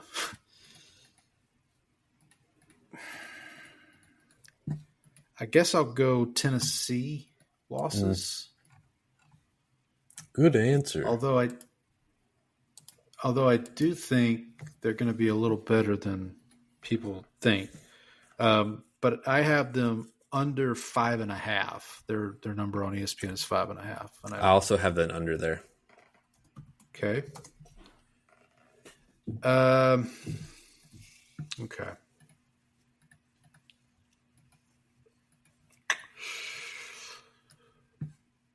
Oh, I know where I'm going now. I'm going to go Dolphins losses. That's a good one. I like that. Because their number on ESPN is 8.5, and I'm going under on that. We've talked about this. You and I are like two of the people who are like, I was listening to the athletic shows. Like they do a wins pool and they have like 5 picks, but like they were like trying to make arguments, and one of them, somebody on there was making an argument for the Dolphins, and like 2 guys were like, there's a lot of ways this goes wrong and not like a very narrow way that it goes right. And so it feels like the losses are the way to go on them, just because there's so much downside risk. Like the upper like outcomes for them, like the 95th percentile outcomes are not as high as what you'd want. And then the meaty part of the curve is a little bit closer to the like bad outcomes. I feel like there. Yeah. Now I could be completely like that's. Well, if the Dolphins end up great, then I'm going to look like an idiot. But I felt like the whole offseason. I'll look more like an idiot because I just picked their losses. So, yeah. But now this is one of those big, like in a game like this, you have to take a big swing, right? Mm-hmm. And this is I mean it's not a big swing, but I think it's a good size cut. Back to you. All right, we're getting to the kind of middling part of the road here. So there's like, I'm going to go. I'm going to end up owning the entire AFC North. I'm going to take Cincinnati's wins. Okay, Cincinnati wins. Okay, and they are. I want to say 8.5. Ooh. No, 10.5. They're 10.5. Yeah, I'm pretty sure I'm under, but let me double check. Yeah, I'm barely over. I have them at 11 wins, so I'm an over on them. I'm under, so that's another head-to-head for us. Yep. Ooh.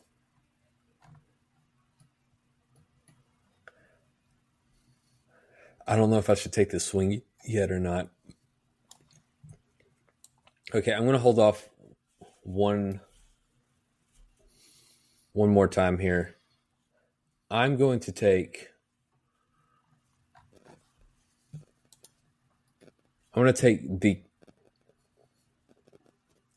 Jacksonville wins. Well, yeah, they're your AFC South. Yeah, this is another one that you and I are kind of like a little bit. This is like one of the biggest differences we had when we did the wins totals. Yeah. So Jaguars, their number is 6.5. I am over that. That's not saying much. It's a pretty low number.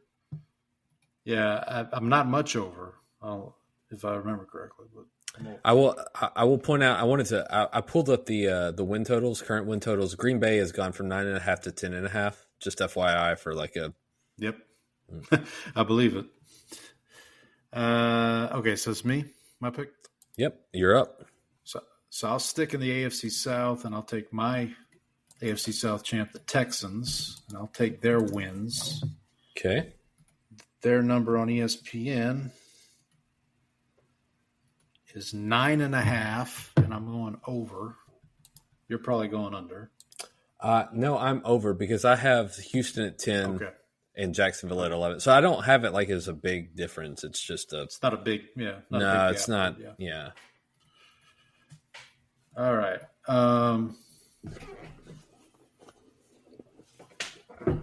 I'll go.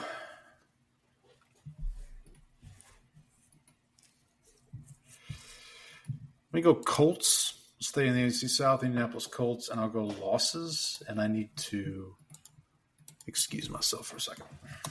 So I'll be right back. Okay. Let's see. The Colts are at 6.5. So I've got that under. I'm guessing Paul has an under too. Let's see where they are right now.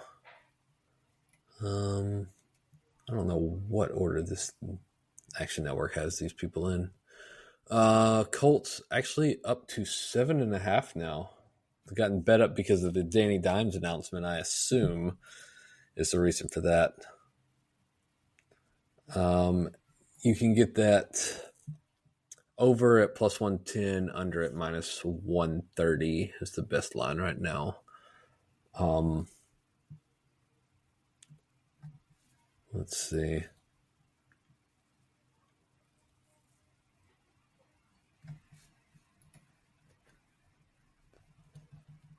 And the Eagles are now up to, they're still 11.5. That's not that different. Let's see.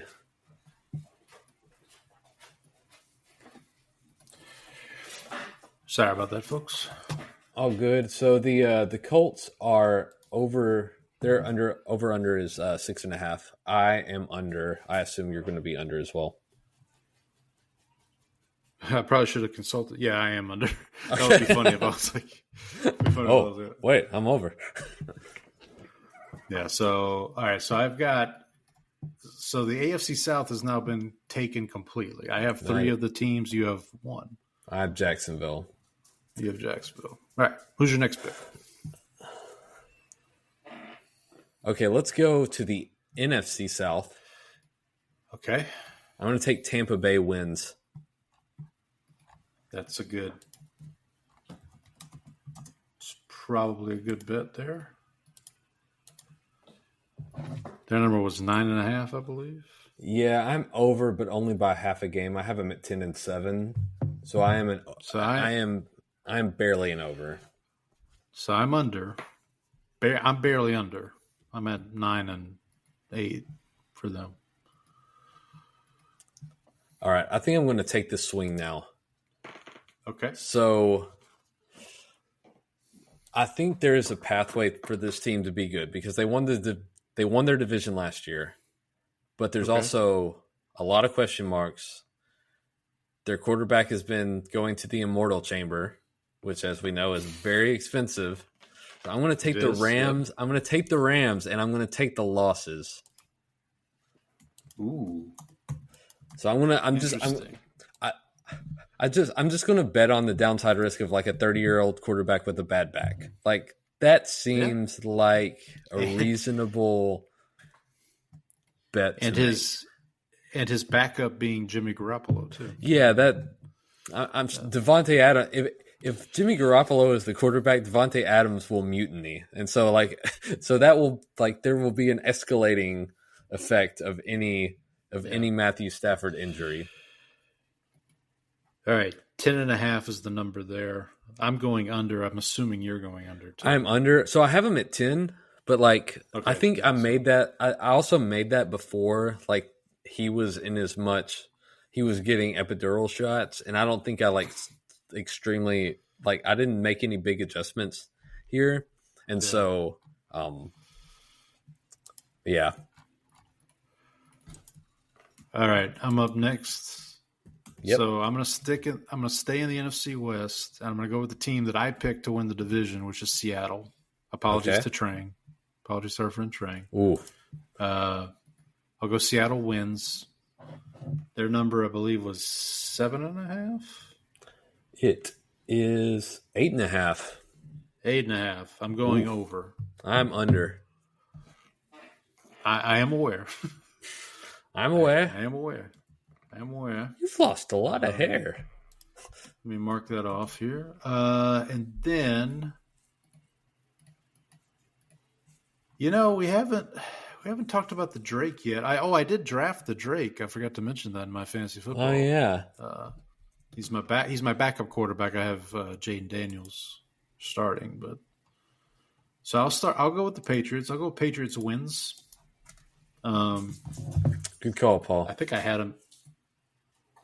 7.5 is the number. I'm going over on that. I'm also over. So I feel pretty good about that one.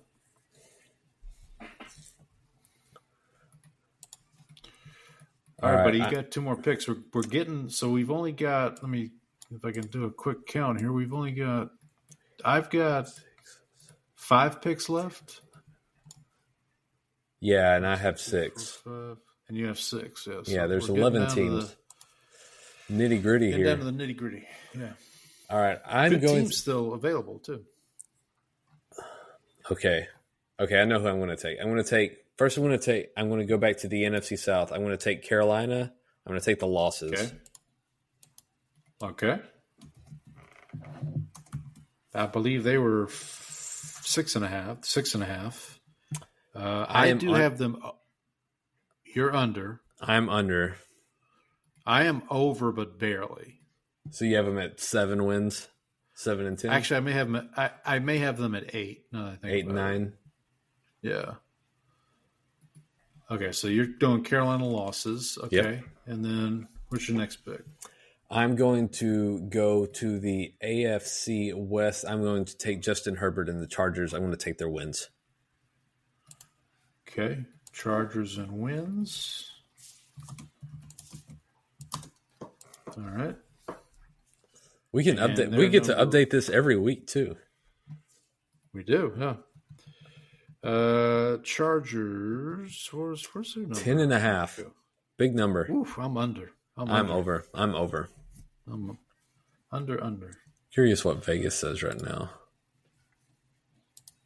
Where are you, Chargers? Herbert to me is. I think we talked about this. Herbert's like a step up from Trevor Lawrence for me, where it's like, yeah, I still don't trust you, sir. Well, in Vegas it's 9.5, so you can get a pretty good deal right there. Okay, there you go. I'd probably still go under 9.5. Well, I'd have to go back and see. Yeah. All right, so here are the teams that we have left right now. Yep. By my count, I've got the Cardinals, the Falcons, the Bears, Cowboys, Raiders, Vikings, Giants, Steelers, and Commanders. Does that add up? Say that one more time. Okay, Cardinals, Falcons. Yep. Bears. Yep. Cowboys. Mm-hmm. Raiders. Yes. Vikings. Uh-huh. Giants. Uh-huh. Steelers. Mm-hmm. Commanders. Correct. That's all of them. Okay. That's all of them. Okay. All right, so I got to pick one of those teams. I think you got to pick 2 of them, actually. I got to pick. Yep, thank you. I'll go Bears. Shout out to Andy.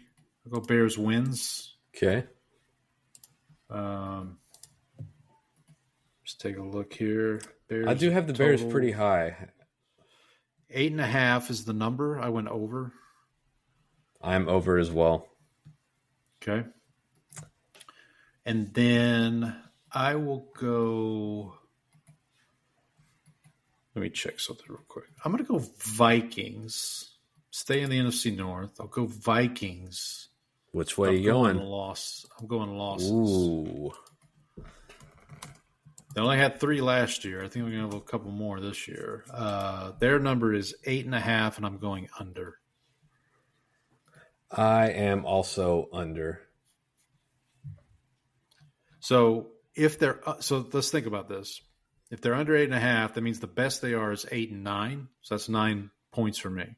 Mm-hmm. Yes. Right. So that's the way I kind of think about it.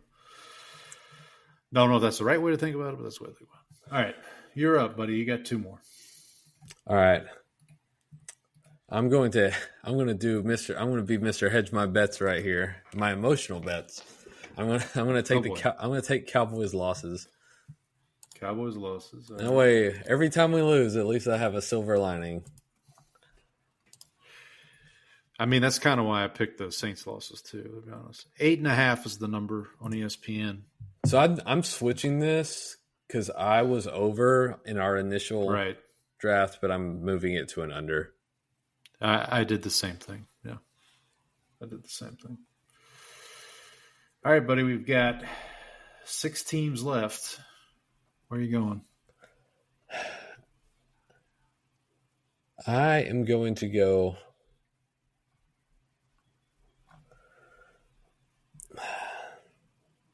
There's a team left in my division I want you to pick, and there's a team left in your division you probably want me to pick, to be honest. Yeah. I think I'm gonna Okay. I'm not gonna take either of those teams right now. Okay, fair enough. I'm gonna own the entire AFC North. I'm going to take Pittsburgh losses. Ooh, okay. All right. Going bold here. Aaron. Yeah, this feels like, maybe I'm wrong, but this feels like the year that, like, if there's ever a year for the wheels to fall off, this feels like it. Yeah. So I'm going to take. So they are 8.5 is their line, and I am under. Yep. I'm over. I think we talked about it when we previewed it. I was like, Mike Tomlin's still a pretty good coach, so I put my faith in Tomlin. Yeah. No. For what that's worth. All right, let's finish this up here. So I got 2 picks. I'm gonna help you out here. I think I'm gonna go Commanders wins. Okay. Well, yeah. I'm gonna go Commanders wins. Even though I'm not super duper high on them this year. Yeah, they're 10.5, and I have an under. I also have it under. I just took their wins, but I don't think I have them. I don't have them like drastically under. Yeah, like maybe like 10. No, I think I have them at 9. I think I have 9. So, and then you want those Falcons, buddy boy. No, I do not. Let's go Giants. Losses. Ooh.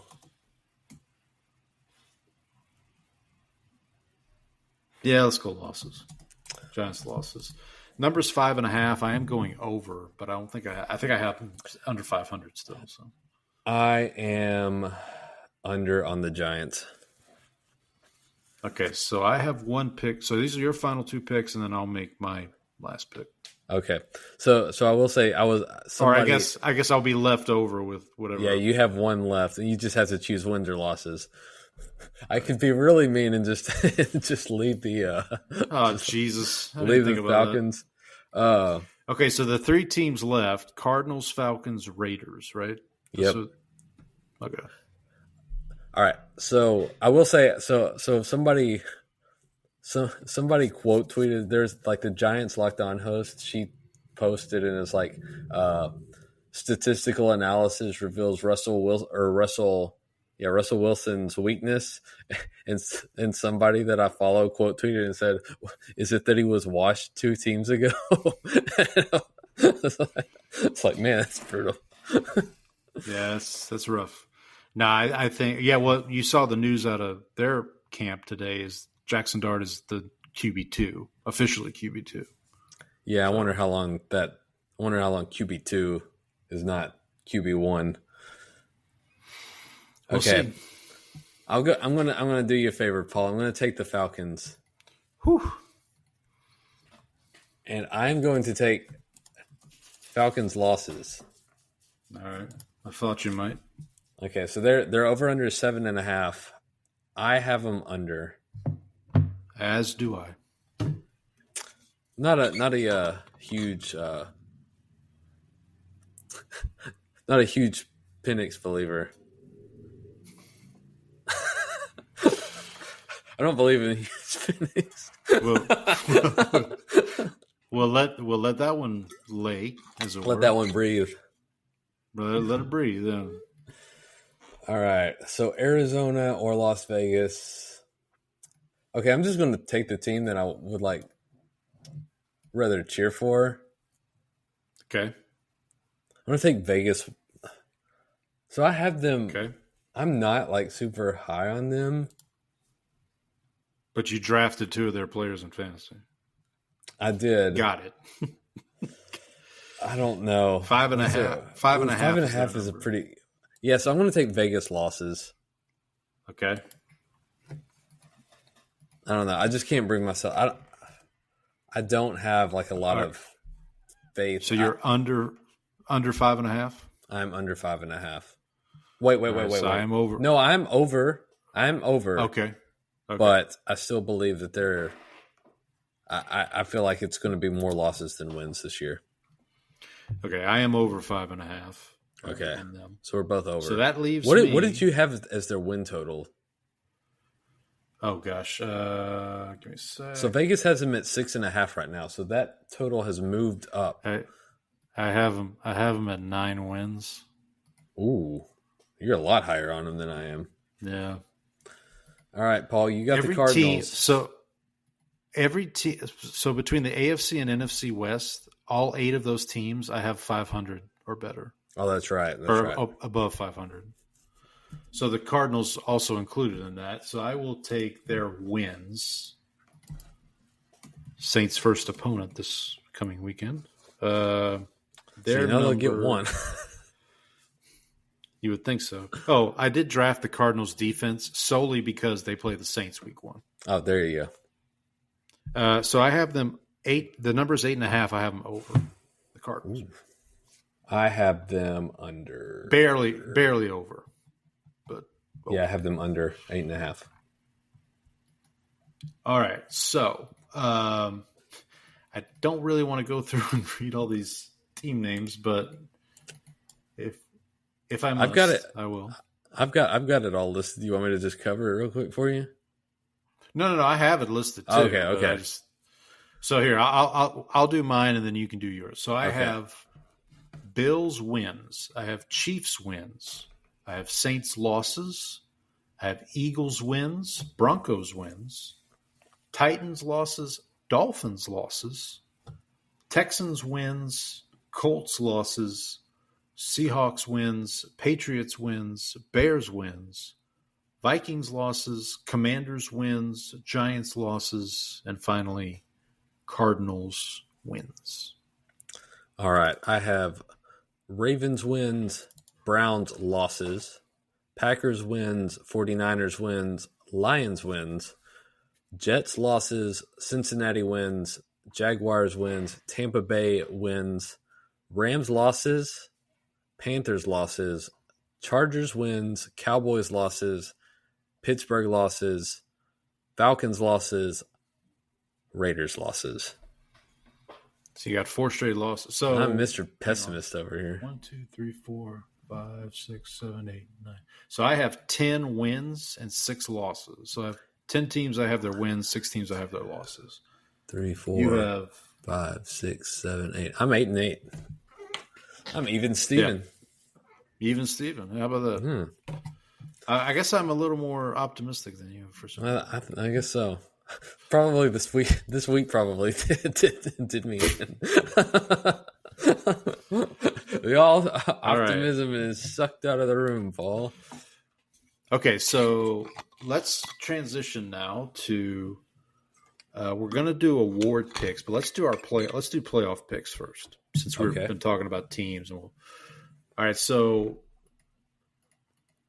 based on our previews that we've been doing the last couple weeks, so we'll go AFC first. So let's just get the division winner for each division. So I believe, correct me if I'm wrong, AFC East, we both had the Bills. Yep. Right? AFC Correct. North, we both had the Ravens. Correct.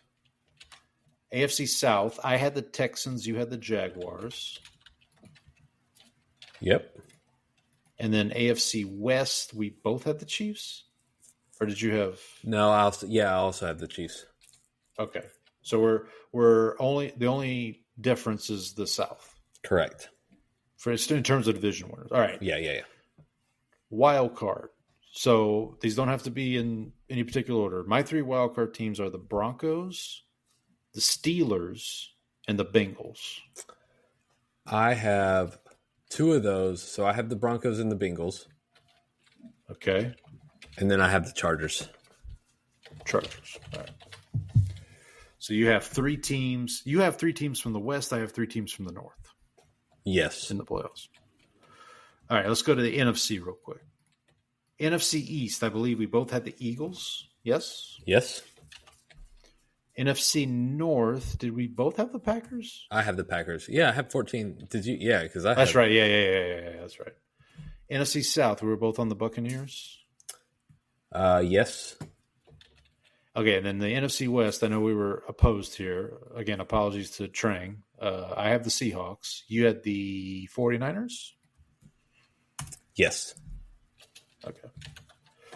All right, wild card teams. My three wild card teams in the NFC. I feel like this is going to be really off, but I have the Bears, the 49ers, and the Rams. Okay. So I have the Bears and the Rams. Bears and the Rams, okay. I have the 49ers because I have the 49ers as a division winner. Division winner, yeah. And then my other wild card team is the Lions. Okay.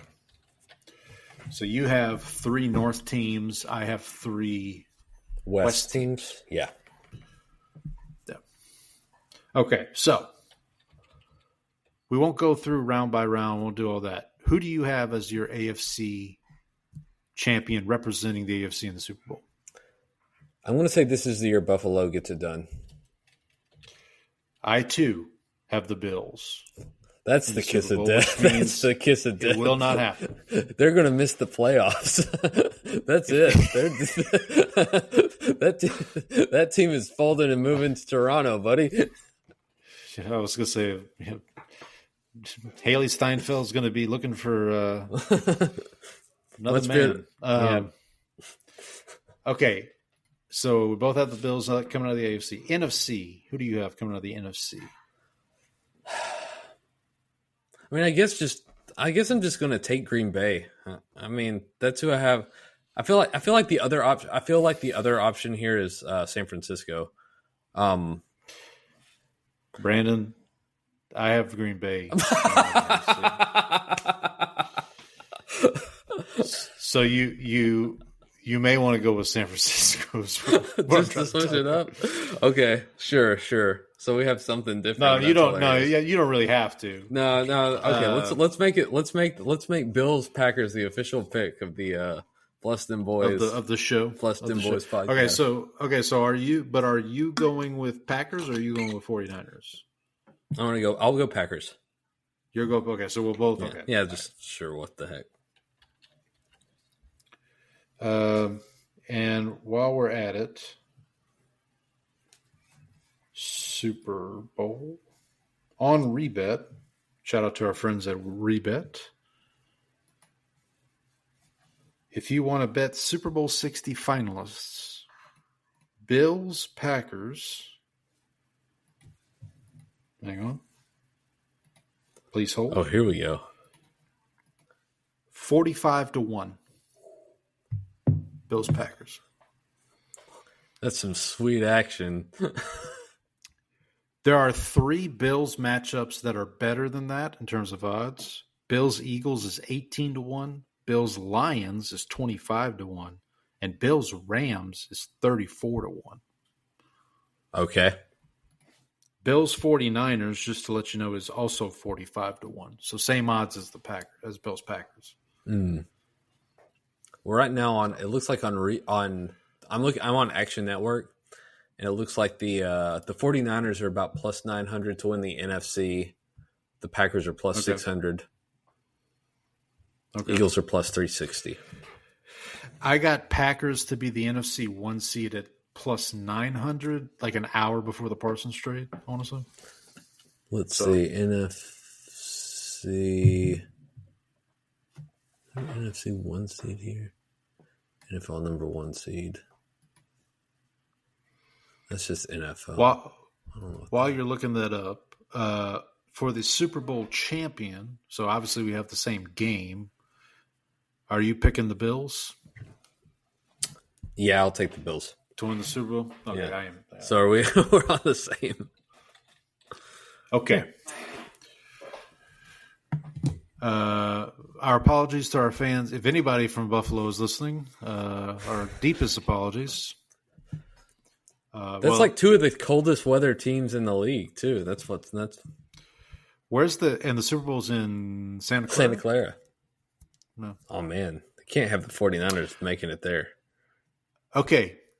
Last team-based, or two more here for team-based predictions. Best regular season record. I have the Bills for best regular season record. I have the Packers. So I have 3 teams at 14-3. So who are the 3 teams? So Green Bay, San Francisco, and Kansas City. Kansas City? Yep. So pick one of them. I'm just gonna bet on history here. I'm just gonna go Kansas City just because. Okay, yeah, sure, why not? All right. Okay, and then worst regular season record. This will come as no surprise to anybody. I'm picking the Saints. I have the Browns. You have the Browns. Okay. All right. Now let's go to the individual awards. Start with the MVP. So this may also not be a surprise. I got this, I believe, at 24-1. I'm going with Jordan Love for MVP. Yeah, his numbers boosted a little. So I also made a bet on this. Okay. And so I took Brock Purdy. Ooh. Yeah. That's spicy. Yeah, so my thinking there, and it's pretty simplistic and stupid, is just like, the 49ers have a really easy schedule, and if they end up going like 14-3 like I have them to, then it's like, well, he is the quarterback. Like, he was in MVP discussions a few years ago before he imploded against the Ravens and then just tailed off. So now the only thing I would say is if McCaffrey, well, we can maybe talk about that in a minute, but if McCaffrey has a just ridiculous year, maybe he gets in the conversation, but yeah, they don't really. It's not. It's hard for a non-quarterback to win at this point. I mean, if Saquon wasn't going to win last year, I find it hard for a non-quarterback to win it. Okay, so MVP, I have Jordan Love. You have Brock Purdy. Coach of the Year. You want to go first on this one? Yeah. So I've got a small wager on Pete Carroll. Oh, yes, that's right. I remember you telling me that. Yeah. If he turns it around there in Vegas, I feel like he's just people like him. It's just one of those kind of the narrative is there if they have a decent season. Yeah. So this might be a zag. I'm going to go Sean McDermott for Coach of the Year. Okay. Because I feel like if Buffalo does what we think they're going to do. Right. And they may not give – unless Josh Allen has another year out of his skull, and I don't think they'll give him MVP, but they want to reward Buffalo somehow. Yeah, I can see McDermott that. hasn't. Yeah, I can see that McDermott- happening. I don't think so. McDermott hasn't won. He hasn't won Coach of the Year, right? I No, don't and think this he is kind of the award that they kind of like. It's not something that they're just going to give to the same. They don't want to give it to the same coach every year. They want someone different. So McDermott would like. It's got, I guess, his turn. I will say if the Cowboys actually make the playoffs, Schottenheimer might have a shot at it. Well, no, I would. I may have placed a small wager on Kellen Moore for Coach of the Year. Oh man, at like 19. That's the kiss of death. I've seen. Do we have? Let me see if I can find the odds for Coach of the Year. Here. McDermott's probably like 6-1, 7-1, something like that. Action Network does not have Coach of the Year odds here. I can pull it up on Rebet. Hang on. While I'm doing this, you want to give us your Offensive Player of the Year? Offensive Player of the Year, so not Rookie of the Year. Not Rookie of the Year. Player of the Year. Gosh.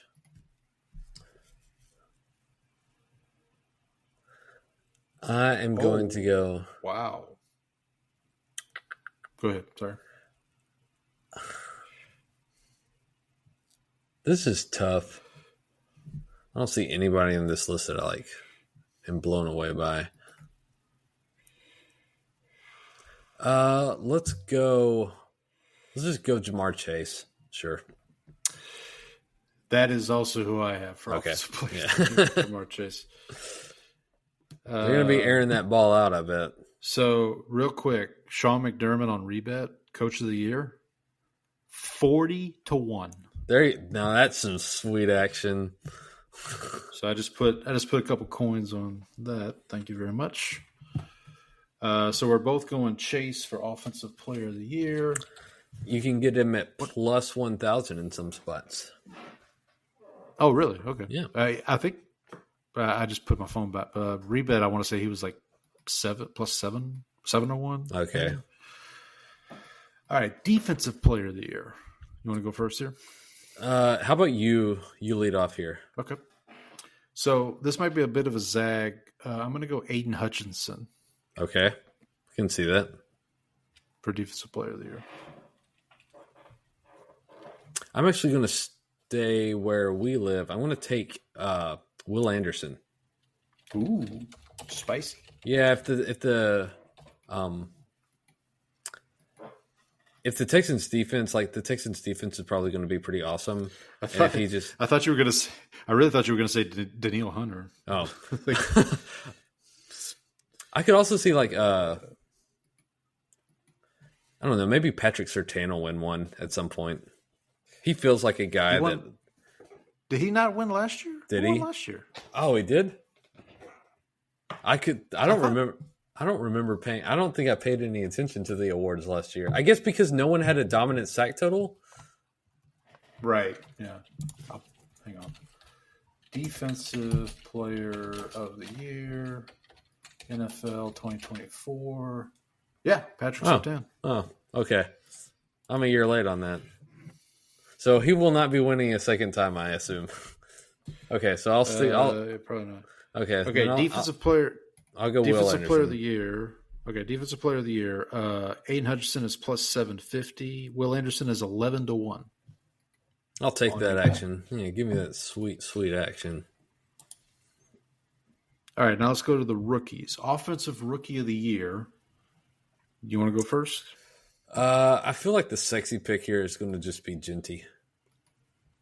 Yeah, he's plus 250 on Rebet. I could see an argument. Ooh. No, I'm gonna go a little off the board. I'm gonna go Travis Hunter. Ooh, yeah, that's off the board. Yeah.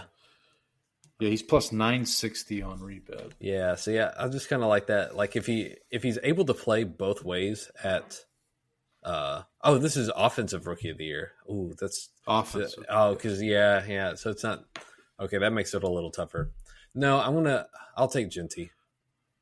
Okay. Oh. I'm talking myself in and out of players. Can I tell you who I picked? And this might the other guy I was looking at. The guy just said, was Travion Henderson because I could see that. Oh, okay. No, that's not who I picked. Cam Ward. Cam Ward. Yeah. See, that's another one that's just like if he is like just better than expected, then Travion, for what it's worth, Travion is plus 1325 on Rebet. That's some sweet action. Another intriguing one to me is a Micah Parsons for the Buccaneers. Yeah, I can see that. Plus 1550. So, but what's your official? Let's get the official pick here. Yeah, just give me Genty. Okay, so you'll go Genty, I'll go Cam Ward. Defensive Rookie of the Year, I'll go first here. I'm going to keep it simple. I'm going to go Abdul Carter. Yeah. Yep. Is that who you're going with? Yep. Yeah. Although Donovan Ezeraku will have plenty of opportunity now. For what it's worth, Travis Hunter, Defensive Rookie of the Year, he's plus 910. Okay. What is We also Ezeraku at? got Ezeraku. Is he even on the board? Oh, here we go. 23-1. That's some sweet action. Yeah. 23-1. Same odds as Nick Emanwari for the Oh, yeah. The Seahawks. Yeah. 2,300, man. Okay. I'll take that. All right, we got three awards left here. Comeback Player of the Year. So I'm doubling up on this. Comeback Player of the Year. I'm going Aiden Hutchinson here as well. Okay. I will take. Daniel Jones is on this list. Deshaun Watson is on this list. I will not be voting. He will not be getting votes. Trevor Lawrence. I'll go Christian McCaffrey. Yeah, I was thinking of that. I thought you might go Dak. Yeah. Dak's on the list I have. Yeah, let's put that kiss of death on him. Yeah, so some of the names on here, I've got J.J. McCarthy, which makes sense. Max Crosby, Stephon Diggs, Tua, Anthony Richardson, Chris Olave at 50-1. That's okay. Rashid Shaheed at 75-1. There you go. Okay, a new award this year. First time they're giving this one out. Protector of the Year. So for best offensive lineman, I went with Lane Johnson. That was going to be my just gut reaction as Lane Johnson. Well, It feels like they're just going to. The best he does not have the best odds. Who's the left tackle for the Lions? Because that feels like Penei Sewell. Yeah, that would have been my other one. I feel like people love to fillet the Eagles. So I'm going with Lane Johnson. Are you going to go Sewell? I'll go Sewell just so I don't have to pick an Eagle. That's why I did it, so you didn't have to. Help a brother out. All right, last but not least, Assistant Coach of the Year. I'm going to go with a new face in an old place, Robert Saleh. Okay.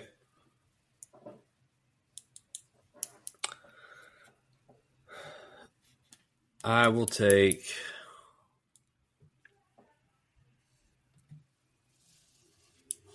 I don't even know what are the. So you want me to give you some names here? Yeah, give me some examples here. Best odds are Vance Joseph, defensive coordinator for the Broncos. Okay. Brian Flores, DC for the Vikings. Saleh, who I just mentioned. Vic Fangio, DC for the Eagles. Steve Wilkes, who is the DC. I don't remember where Steve Wilkes is at, but I know he's a defensive coordinator. Your guy, Eberflus in Dallas. Clint Kubiak, who's the OC of Seattle. I'll take the Brian Flores. Flores, yeah. I'll take Flores. From the Vikings. Yeah. Defensive coordinator for the Vikings. All right.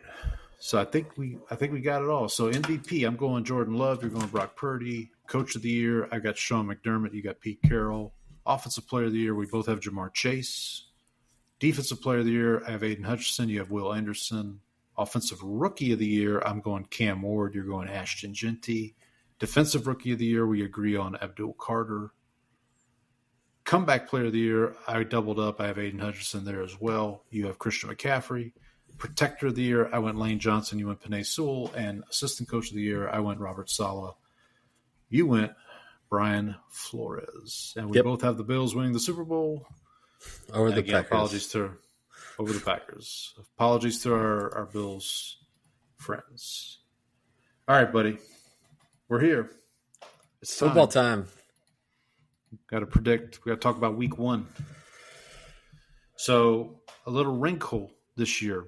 So we are doing picks against the spread, but we are also doing confidence picks. So we talked about this a little last week. So the way the confidence picks works is you pick a winner, and then you pick a point, 1 to 16, or 1 to whatever number of games is that week. So if there's 13 games that week, 1 to 13. Yes.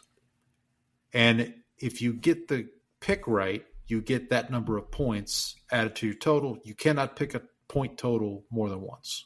So if you pick 16, so if you say Eagles are going to beat the Cowboys and you put that at 16, you can't also say Chiefs are going to beat the Chargers and put that at 16. Right. You have to diversify. You have to have the whole gamut from 1 to the max number. To whatever the max number is. Yep. All right, buddy. Let's start. Thursday night. Are we going spread first, or are we going? We'll go spread. So we'll go spread first, and then we'll go confidence. So okay. Thursday night. Now, I should also point out on these spreads, we are using ESPN's. Those lines have moved since. Those lines have definitely moved, especially the opening night one.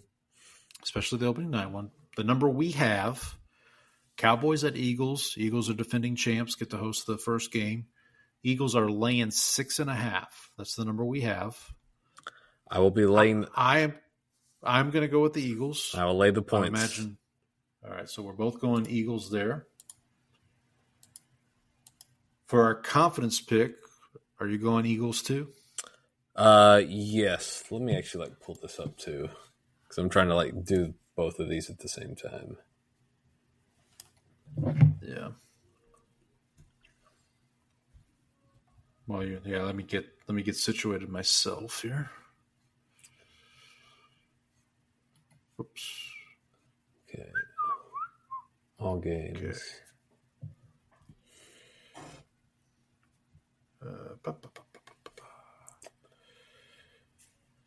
Okay. So we did. We're both laying the 6.5 with the Eagles. So while you're getting that up, I'm going to take the Eagles in the confidence, and I am going to go with. I'm not going to go the full 16, or maybe I should just for your benefit, because that'll really jinx them, right? If I go full 16. Yeah, so I've got them at 5 points. You got them at 5? Yep. Okay, so I'll go 6, right above you. So I originally, so full disclosure, I did this a while back. I originally picked Dallas and put it at 1. And then after the trade, I was just like, I don't have a lot of confidence going on here. There is no confidence. Right. Okay, so hang on. Let me update this on because I got to update this on my sheet over here too. So I go on Eagles 6. You're going Eagles 5. Right? Yep. Correct. Okay. All right. Friday night. This game I think I misspoke last week. It is not in Rio de Janeiro. It is in Sao Paulo. Oh yeah, I get those two. Yeah. Right next door to each other. This is technically a home game for the Chargers. So it's technically Chiefs at Chargers. Chargers are getting 2.5 points. I think I'm going to lay the 2.5 with the Chiefs. I have Chargers plus 2.5. You okay? So we'll be on opposite ends there. Confidence pick. I'll go Chiefs. I have Chiefs for 6. Okay, so we'll invert what we did last time. So I'll go Chiefs 5. Okay. So I've got Chiefs 5. You have Chiefs 6. All right. Okay, now we get to The good stuff. Sunday. Yeah, well, sure. Yeah, well, not this first game we're going to start with. In the Pope matchup. The Pope matchup, yeah. So Sunday, noon kickoff, our time, 1 o'clock Eastern. The Tyrann Mathieu game. The Tyrann Mathieu. Oh, yeah, that's right. We didn't do We forget, yeah. So Cowboys, Eagles, let's do Darren Smith since those are. Yep. And then Chiefs, Chargers. Eddie Kennison? Sure, No, yeah. he didn't play for the Chargers. He didn't play for the Chargers. That's right. Hang on, give me a sec. Man, we're out of practice, folks. We are. We're a little rusty. This is week 1 for us too, and This is week 1 for us too. yeah, we Thigpen. Didn't Tyler? Tyler Thigpen? Did he play for? I thought Yancey Thigpen played for the Chargers and the Steelers, but not necessarily the. So Tyler Thigpen did not play for the Chargers. Our buddy Chase Daniel. Oh, okay. I don't. Did he not play for both of the teams? How about? Oh, yeah, he did. He did. Okay, so we'll do Chase Daniel. Okay. So have Chase Daniel for Chiefs Chargers, and then for Saints Cardinals, we'll go Honey Badger. We'll go Tyrann Mathieu. So I'm going to be laying the 3.5 points with the Cardinals. I have. I think you can get this at 5. Cardinals minus 3.5. I think you can get this at minus 5.5 now in some spots. Okay.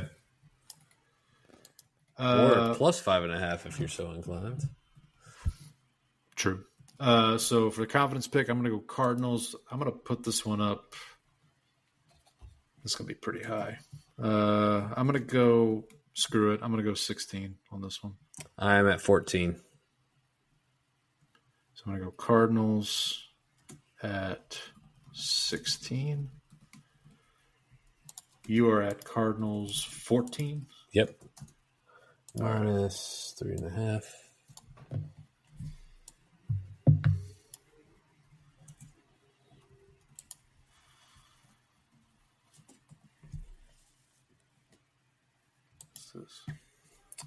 What is this?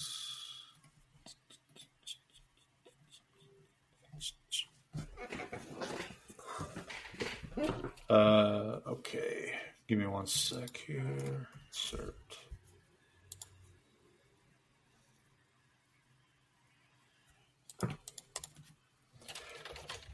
All right. What's the next? You want to introduce the next game here? Yeah. So we got the Plexico Burris game. Steelers Jets. The Jets are at home getting 2.5. I have Steelers minus 2.5. All right, this is Plexico Burris, you said. I'm going to go. You went Steelers minus 2.5? Steelers minus 2.5. Okay, I'm going to do that as well. Confidence pick, I'll go Steelers 7. Steelers 11. 11, okay, so I'll go. So we're going 7-11 on them. Steelers 7. Steelers. This goes to 11.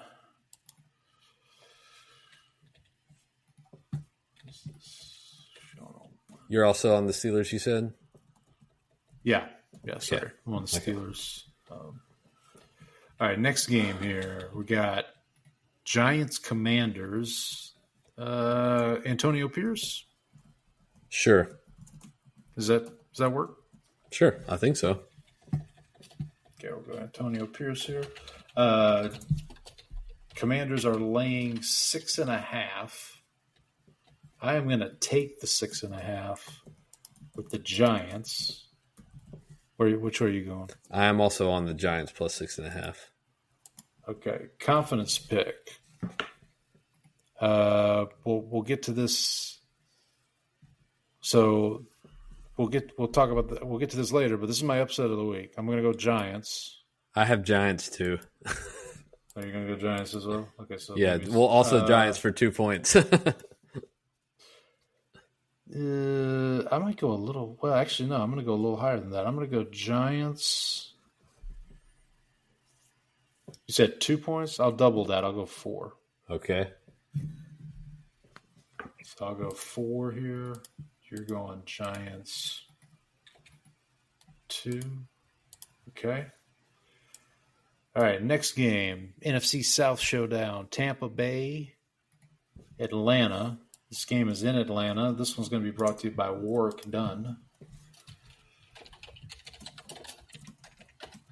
And the Falcons are going to be getting 1.5. So they're a home underdog here. I am rolling with the road team. You're going to lay the point. I'll lay the 1.5.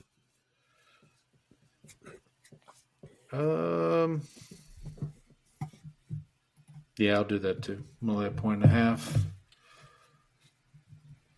So we'll go Tampa and Tampa. I'll pick Tampa, and I'll go with.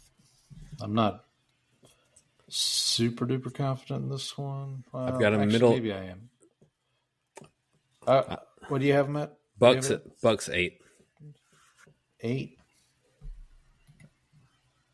I'll go. What do I got?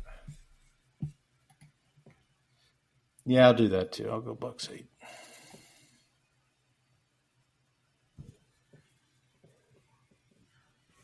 Okay, I'll go Bucks 8. We'll agree on that one. We can agree on some of these. All right. Next one. Panthers, Jaguars. So it's in Jacksonville. I might need some help here on. Steve Berline, baby. Oh, yeah. There you go. Steve Berline, who was also featured pretty heavily in episode 2 of the Cowboys documentary.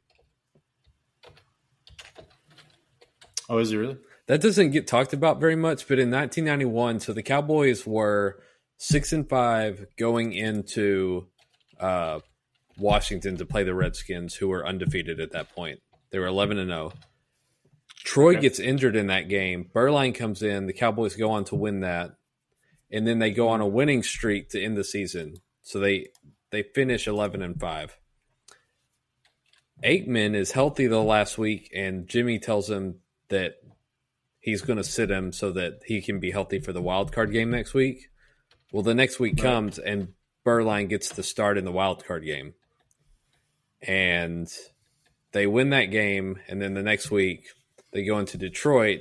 Berline is still the starter, and they get destroyed. And then Troy gets put in garbage time and basically gets the crap beat out of him because the Lions just pin their ears back. And so there were questions about what are we going to do? Who's the starting quarterback? And so they knew that I think eventually they came to the realization that for them to reach their long-term goals, that Troy was going to need to be the guy. But yeah. So for this one, I'm going to take the 2.5 with Carolina. I am on the opposite. Yeah, this is watch the Jaguars will lose this game, and then all of my building the Jaguars up to actually be good this year is going to come crashing down to the ground in three long hours. So I'm going to I'll take the Panthers on the confidence pick, but I'm only going to take it for 1. Jags 12, baby. Okay, so this could be a big swing, I guess. We're rolling deep with Duval. Jags 12, you said? Yep. So that's going to be the big swing for us. It will. So if you get that one, then I'm royally screwed. But if I get it, then Well, if I And get it, you're not as screwed. No, that's true. That's true. Our next game is the Kareem Abdul-Jabbar game. Oh That is Dolphins. One of my favorites. Yeah. Dolphins at Colts. The Colts are laying half a point. Do you trust Danny Dimes here? You trust Tua? I don't trust anybody in this. I'll take the half a point, I guess, for the Dolphins. Yeah, I'm on Miami. Okay. Confidence to pick? I have. Yeah, I mean, I guess you have to pick the Dolphins, huh? If you can take it a half a point. Yeah, pretty much. I actually have Colts. Why do I have Colts here? Okay, I'm going to take the. I'm going to go Colts for 3. Not very confident. I will do Dolphins for 3. So this is a little. I changed this. I'm going back to. I changed it to Dolphins. So I'm at Dolphins. Yeah, Dolphins for 3. Okay. Dolphins for. Okay, hang on. Okay, so we're both Dolphins for 3. Yes. Okay. Sweet. Next one, the Drake hosting the Raiders. The Randy Moss game. Randy, I was gonna say we can't do Tom Brady for this one. Nope. Because executives don't count. But Randy Moss. Shout out to Randy Moss. Oh, we could also do Pete Carroll if we do coaches. Yeah, we could.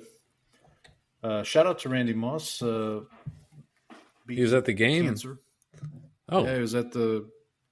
Well, you know he had cancer last year, right? He had that whole. He never told me he had cancer. It's not Gary Fogle. Was he on his deathbed? No, he was on his regular bed. Just a regular bed. Our apologies to Randy Moss. Yes. I'm glad I hope he's doing well.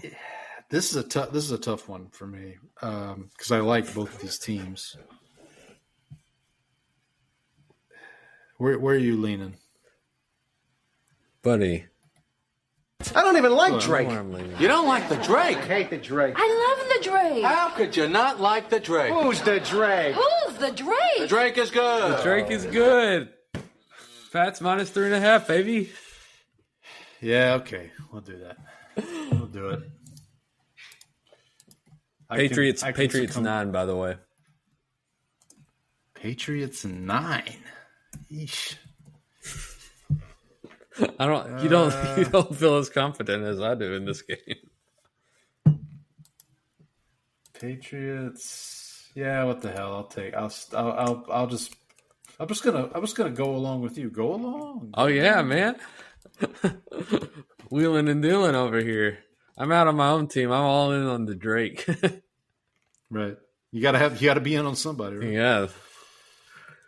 Gotta be in on somebody. Okay, so Patriots 9. We're both there. We're both laying the points. All right, last early game. Cincinnati at Cleveland. This is a home dog. Cleveland's getting 5.5. Nobody feels good about this because last year the Bengals came out. They were everybody's big survivor pool pick because they were favored by like 8.5 against the Patriots, and they lost that game. Now, that being said, I don't learn anything from history, so I'm going to take the Bengals and lay the points. I'm going to take the points with the Browns. I'll take the 5.5. I will take the Bengals in the confidence, but I'm only putting it at 2. I have the Bengals, and I have them at 13, so we got another big swing here. Jesus.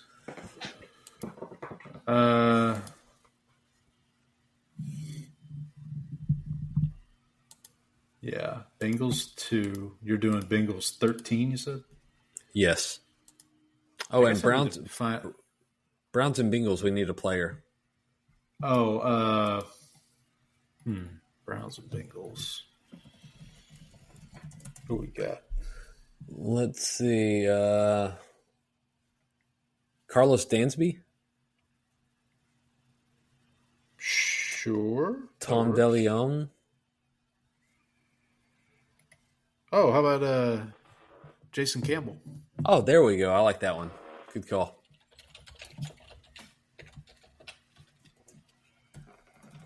All right, moving to the late window, we've got Titans Broncos. Shout out to Donnie. So this one will be brought to you by. Give me a second. We'll find a. Brandon. Travis Henry. Oh yeah, that's Travis Henry. Yeah. Maybe. Hang on. Let me double check and make sure. Yeah, Travis Henry. Okay. Not Travis Hunter. Travis Henry. Okay. Broncos are laying 6.5.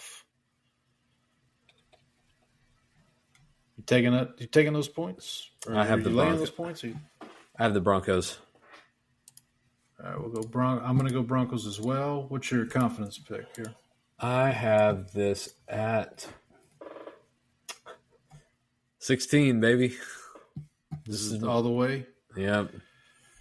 So I'm going to go. I won't go quite that high. I'll go 15. Okay. So Donnie, we're sorry. Apologies in advance. Apologies in advance, Donnie. All right. NFC West matchup. The two teams that we have picked to win the division, 49ers at Seahawks. Seahawks are the home dog. They're plus 1.5. I'll take the points. I'll take the Seahawks plus 1.5. I'm guessing you're going to lay the points? I'm on the 49ers. Yeah. 49ers 15, by the way. Okay.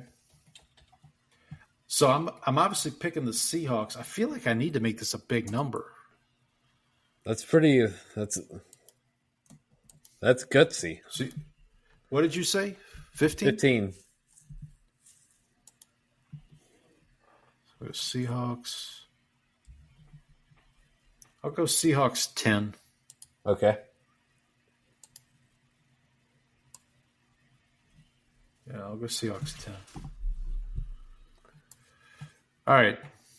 Well, we got a couple more games left here. The big one in Lambeau, Detroit at Green Bay. This line has definitely moved. Packers were a 0.5. They were getting half a point. Now, in some books, they're laying 2.5. Yep.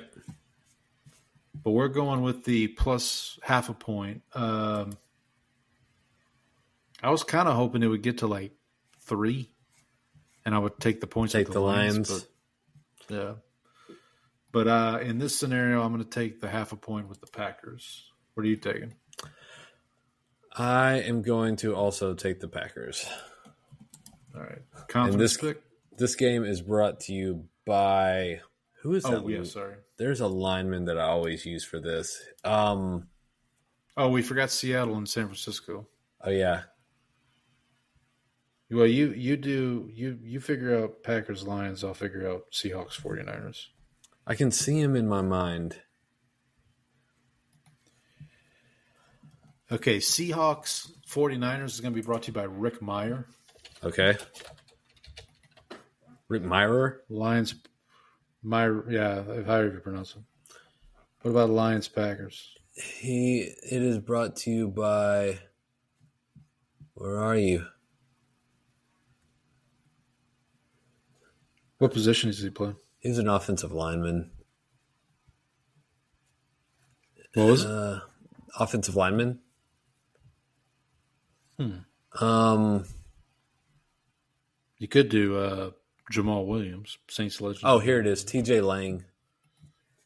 I was like, I know there's an offensive lineman that I always use for this matchup. Okay. And who is the Rick Meyer? Rick Meyer? That's like our favorite. Okay, so for Packers Lions confidence pick, you're going Packers, I should presume? Yes, and I have it at 7. Let me see here. I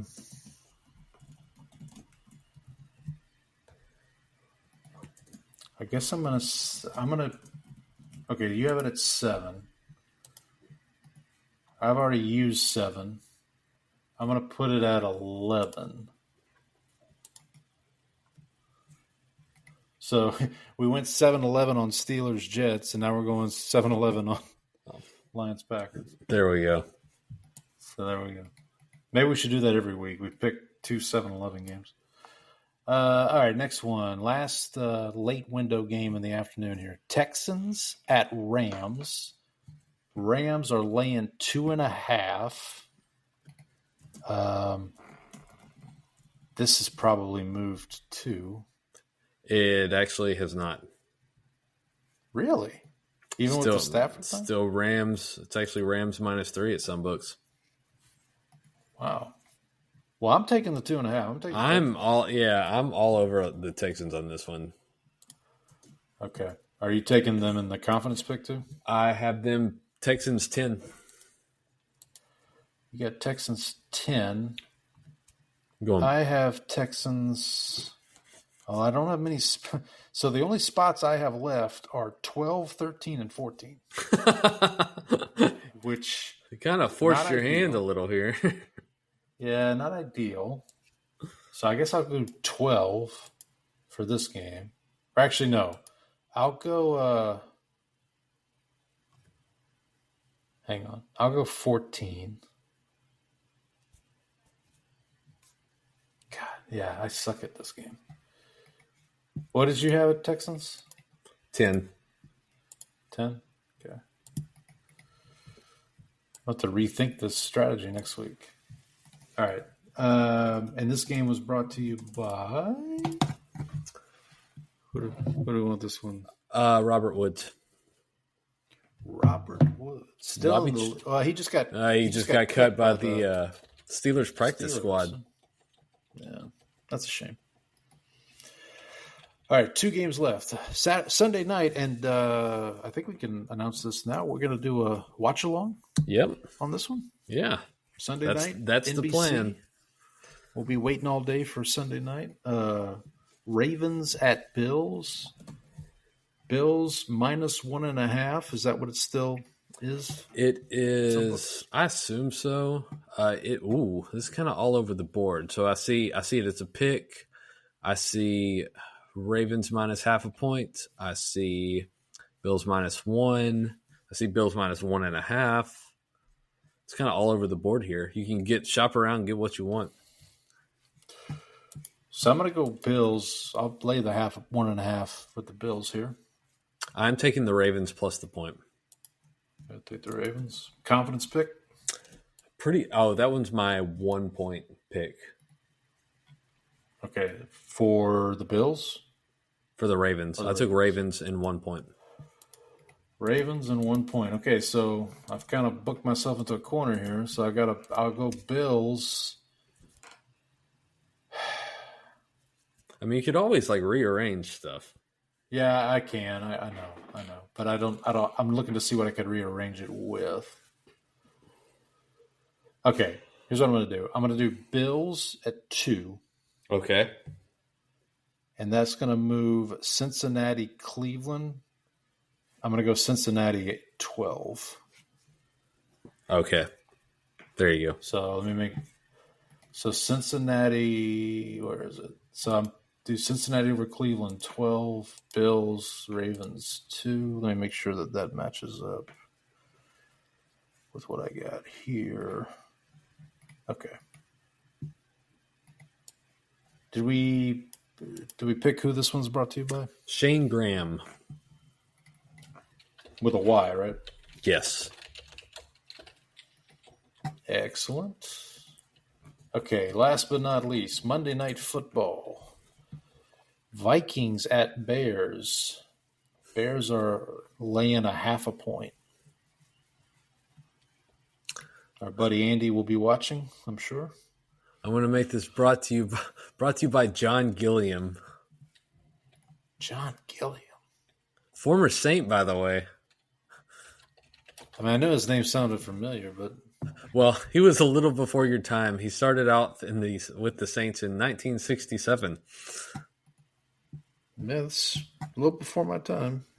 You're not wrong. He's a receiver, looks like. Yeah, 4-time Pro Bowler. All right. But he did play for the Vikings and the Bears. So John, Gilliam. Okay. I'm on the Bears. Yeah, I think I'm going to be on the Bears too. Confidence pick for you. What do you have left? Do you just have? I have them pretty low. I have this game pretty low. So I have the Bears and I have it at 4. 4. Okay. So I'm going to do Bears too. I'm going to go low again. I'm going to go low as well. The only thing I have, technically I have 13 left, but I don't want to go that high. I'm looking for something I can switch it with.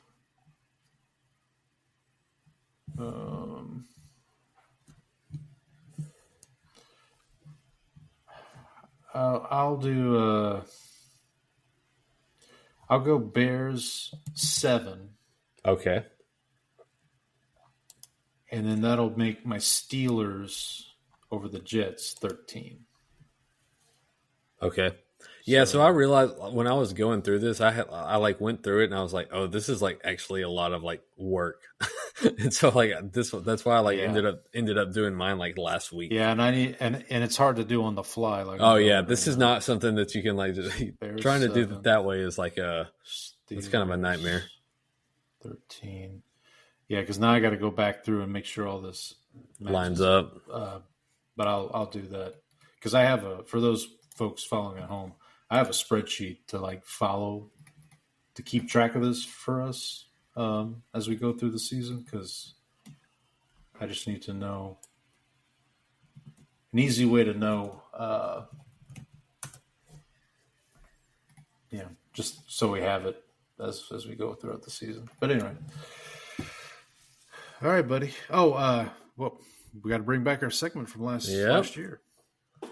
First, we got to be. Are we getting upset? This is not good. Worlds are colliding. George is getting upset. Feels good to have that back. It does. It does. So I already told you mine. I'm going Giants over Commanders. That'll be my upset of the week. And I am going with the team that we both picked. I'm going to take the Texans over the Rams. All right. By the way, I did a Henri bet. I think I told you this. You can do a round robin. So if you pick you pick a parlay, a 3-leg parlay. You can do a round robin where they basically each pair, each permutation. Yeah, and my three money lines were Giants over Commanders, Texans over Rams, and I threw in Browns over Bengals. Okay. So it's just for yucks. And then we've got Jerry. It's a lock. Jerry, it's a lock. Kramer, you've had this thing under control for almost 3 years now. Hold on. Jerry, it's a lock. Kramer, you've had this thing under control for almost 3 years now. I feel like the first part got cut off that first time. I'll let you go first on this one. Okay, so I'm going to take the team. I'm just going to go with my 16-point pick here. I'm going to take the Broncos over the Titans. And I will go with my 16 points, and I'll go Cardinals over Saints. It's going to be crushing when the Saints actually win that game for you. No, I'll be happy to be wrong in this case. Okay, so something new this year, right? Yeah. You and I are going to do, as a team, as a show, we're going to do a survivor pick. Yes, and I was also going to do my own because I think – let's see. Where's a new one? Because I did not sign up for any survivor pools. So I'm at your mercy, as it were. My entries. Let's see if I can do a new one here for the show. Create another entry. All right. So who do we think? So I made one. I made a pick for me. So I did one for myself. I picked the Jaguars over the Panthers. You are a little bit more skeptical of the Jaguars, so I don't think that's the way we'll go. I think. I mean, we could go Cardinals Saints, but then that'd be the. Yeah, I kind of thought about that one too. That was kind of one that I looked at. Or we could do Broncos Titans, so, since that was. So the one thing, where is that? Broncos Titans. So that is the most popular choice for the week. I actually. The second most popular choice is the Eagles, by the way. Yeah. Well, I mean, if you want to jinx them, then we could do that. I don't have any really strong feeling. Would you rather do Broncos or Cardinals? Because I'm okay with either of those. I'd say let's go Broncos. Okay. All right. Well, we'll go with the herd. Yeah. So, Donnie. Donnie, yeah, I'm very sorry, buddy. We're gonna apologize in advance. Titans get their first win under the Cam Ward era. I mean, look, I mentioned this. I may have mentioned this on the show, either on the show or to you last week. There were times when Peyton was the coach with the Saints where they had letdowns. So, rookie quarterback, you're at home. This could set up for a letdown, but I feel like the Broncos are in a good spot to make a good impression here on the first week of the season. So we'll see, and hopefully, Brandon, you and I have made a good impression here on this show. Got a lot covered. Yeah, we did. I think we were pretty efficient, honestly. I would say so. I really thought we were going to be pushing 4 hours or something. Yeah, I know. But we did that. We drafted all the teams. We did our picks for. And we should say, so next week we'll try to get some of our, we'll try to get the draft back. We'll try to get Immaculate Grid back. But we just had so much to do, and it's a note for next year. Maybe next year we start our previews a week earlier so that we can do. All the picks as well. Yeah, the off-season stuff, but it worked out okay. So, wasn't too bad. Also got the college games this weekend, so good luck to the Longhorns. Hopefully they get a bounce back. Yeah, hopefully the Spartans of San Jose State. Yes. We'll see if they cover that spread. State? I think it is Spartans. No, but I'm trying to think there was a player from San Jose State that made it in the NFL. Well, let's look that up. We do have the internet.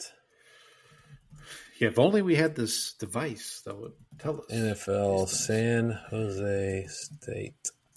I want to say this past draft they had a wide receiver, Nick Nash, maybe that was from San Jose State. I remember him being the topic of conversation. Did anybody? Yeah, I definitely need to do this confidence thing beforehand next week. Let's see. Jeff Garcia. Oh, there you go. Also, Steve DeBerg. Anybody else? DeBerg. Ah, yes, Mr. DeBerg. Jeff Ulbrich. I do know that one. Oh, the former. Oh, Jet. He was the Jets interim coach when Saleh got fired.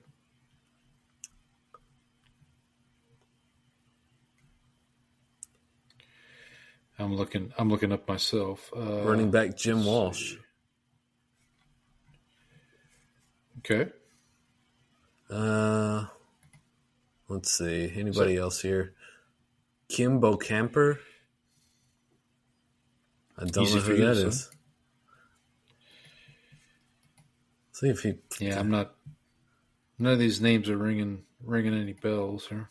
Yeah, Kim Camper played 9 years in the league for the Dolphins. One Pro Bowl. Oh, how about Dick Vermeil? Oh, James Jones. Del Walsh. Oh, James Jones. I remember James Jones. Yeah. Packer legend, James Jones. As well as a Raider legend. Yep. So if they play this season, we know who are. Oh, Wes Schweitzer. I do remember Wes Schweitzer. Apparently, Bill Walsh went to San Jose. Oh, David State, Quessenberry. I remember David Quessenberry. Frank Another Montemaliuga. Packer. Frank Montemaliuga. Excuse me? Frank Montemaliuga. Not Brandon Montemaliuna. Frank Montemaliuga. Ooga. That's a good spot to end it, isn't it? I would say so. Okay, so we'll see everybody next week. Have a good week 1 of football, guys. We made it. I don't think I'm going too far. Well, listen. Sunday night we'll watch hopefully one of the better games of the week, Bills Ravens, and Hopefully. so please join us. We'll be streaming it on YouTube. We'll be chatting. I'll try not to fall asleep. Scatting, bebopping. Paul will be laid out like Newman. Yeah, so tune in for that at least. But until then, happy football, everybody. Happy football.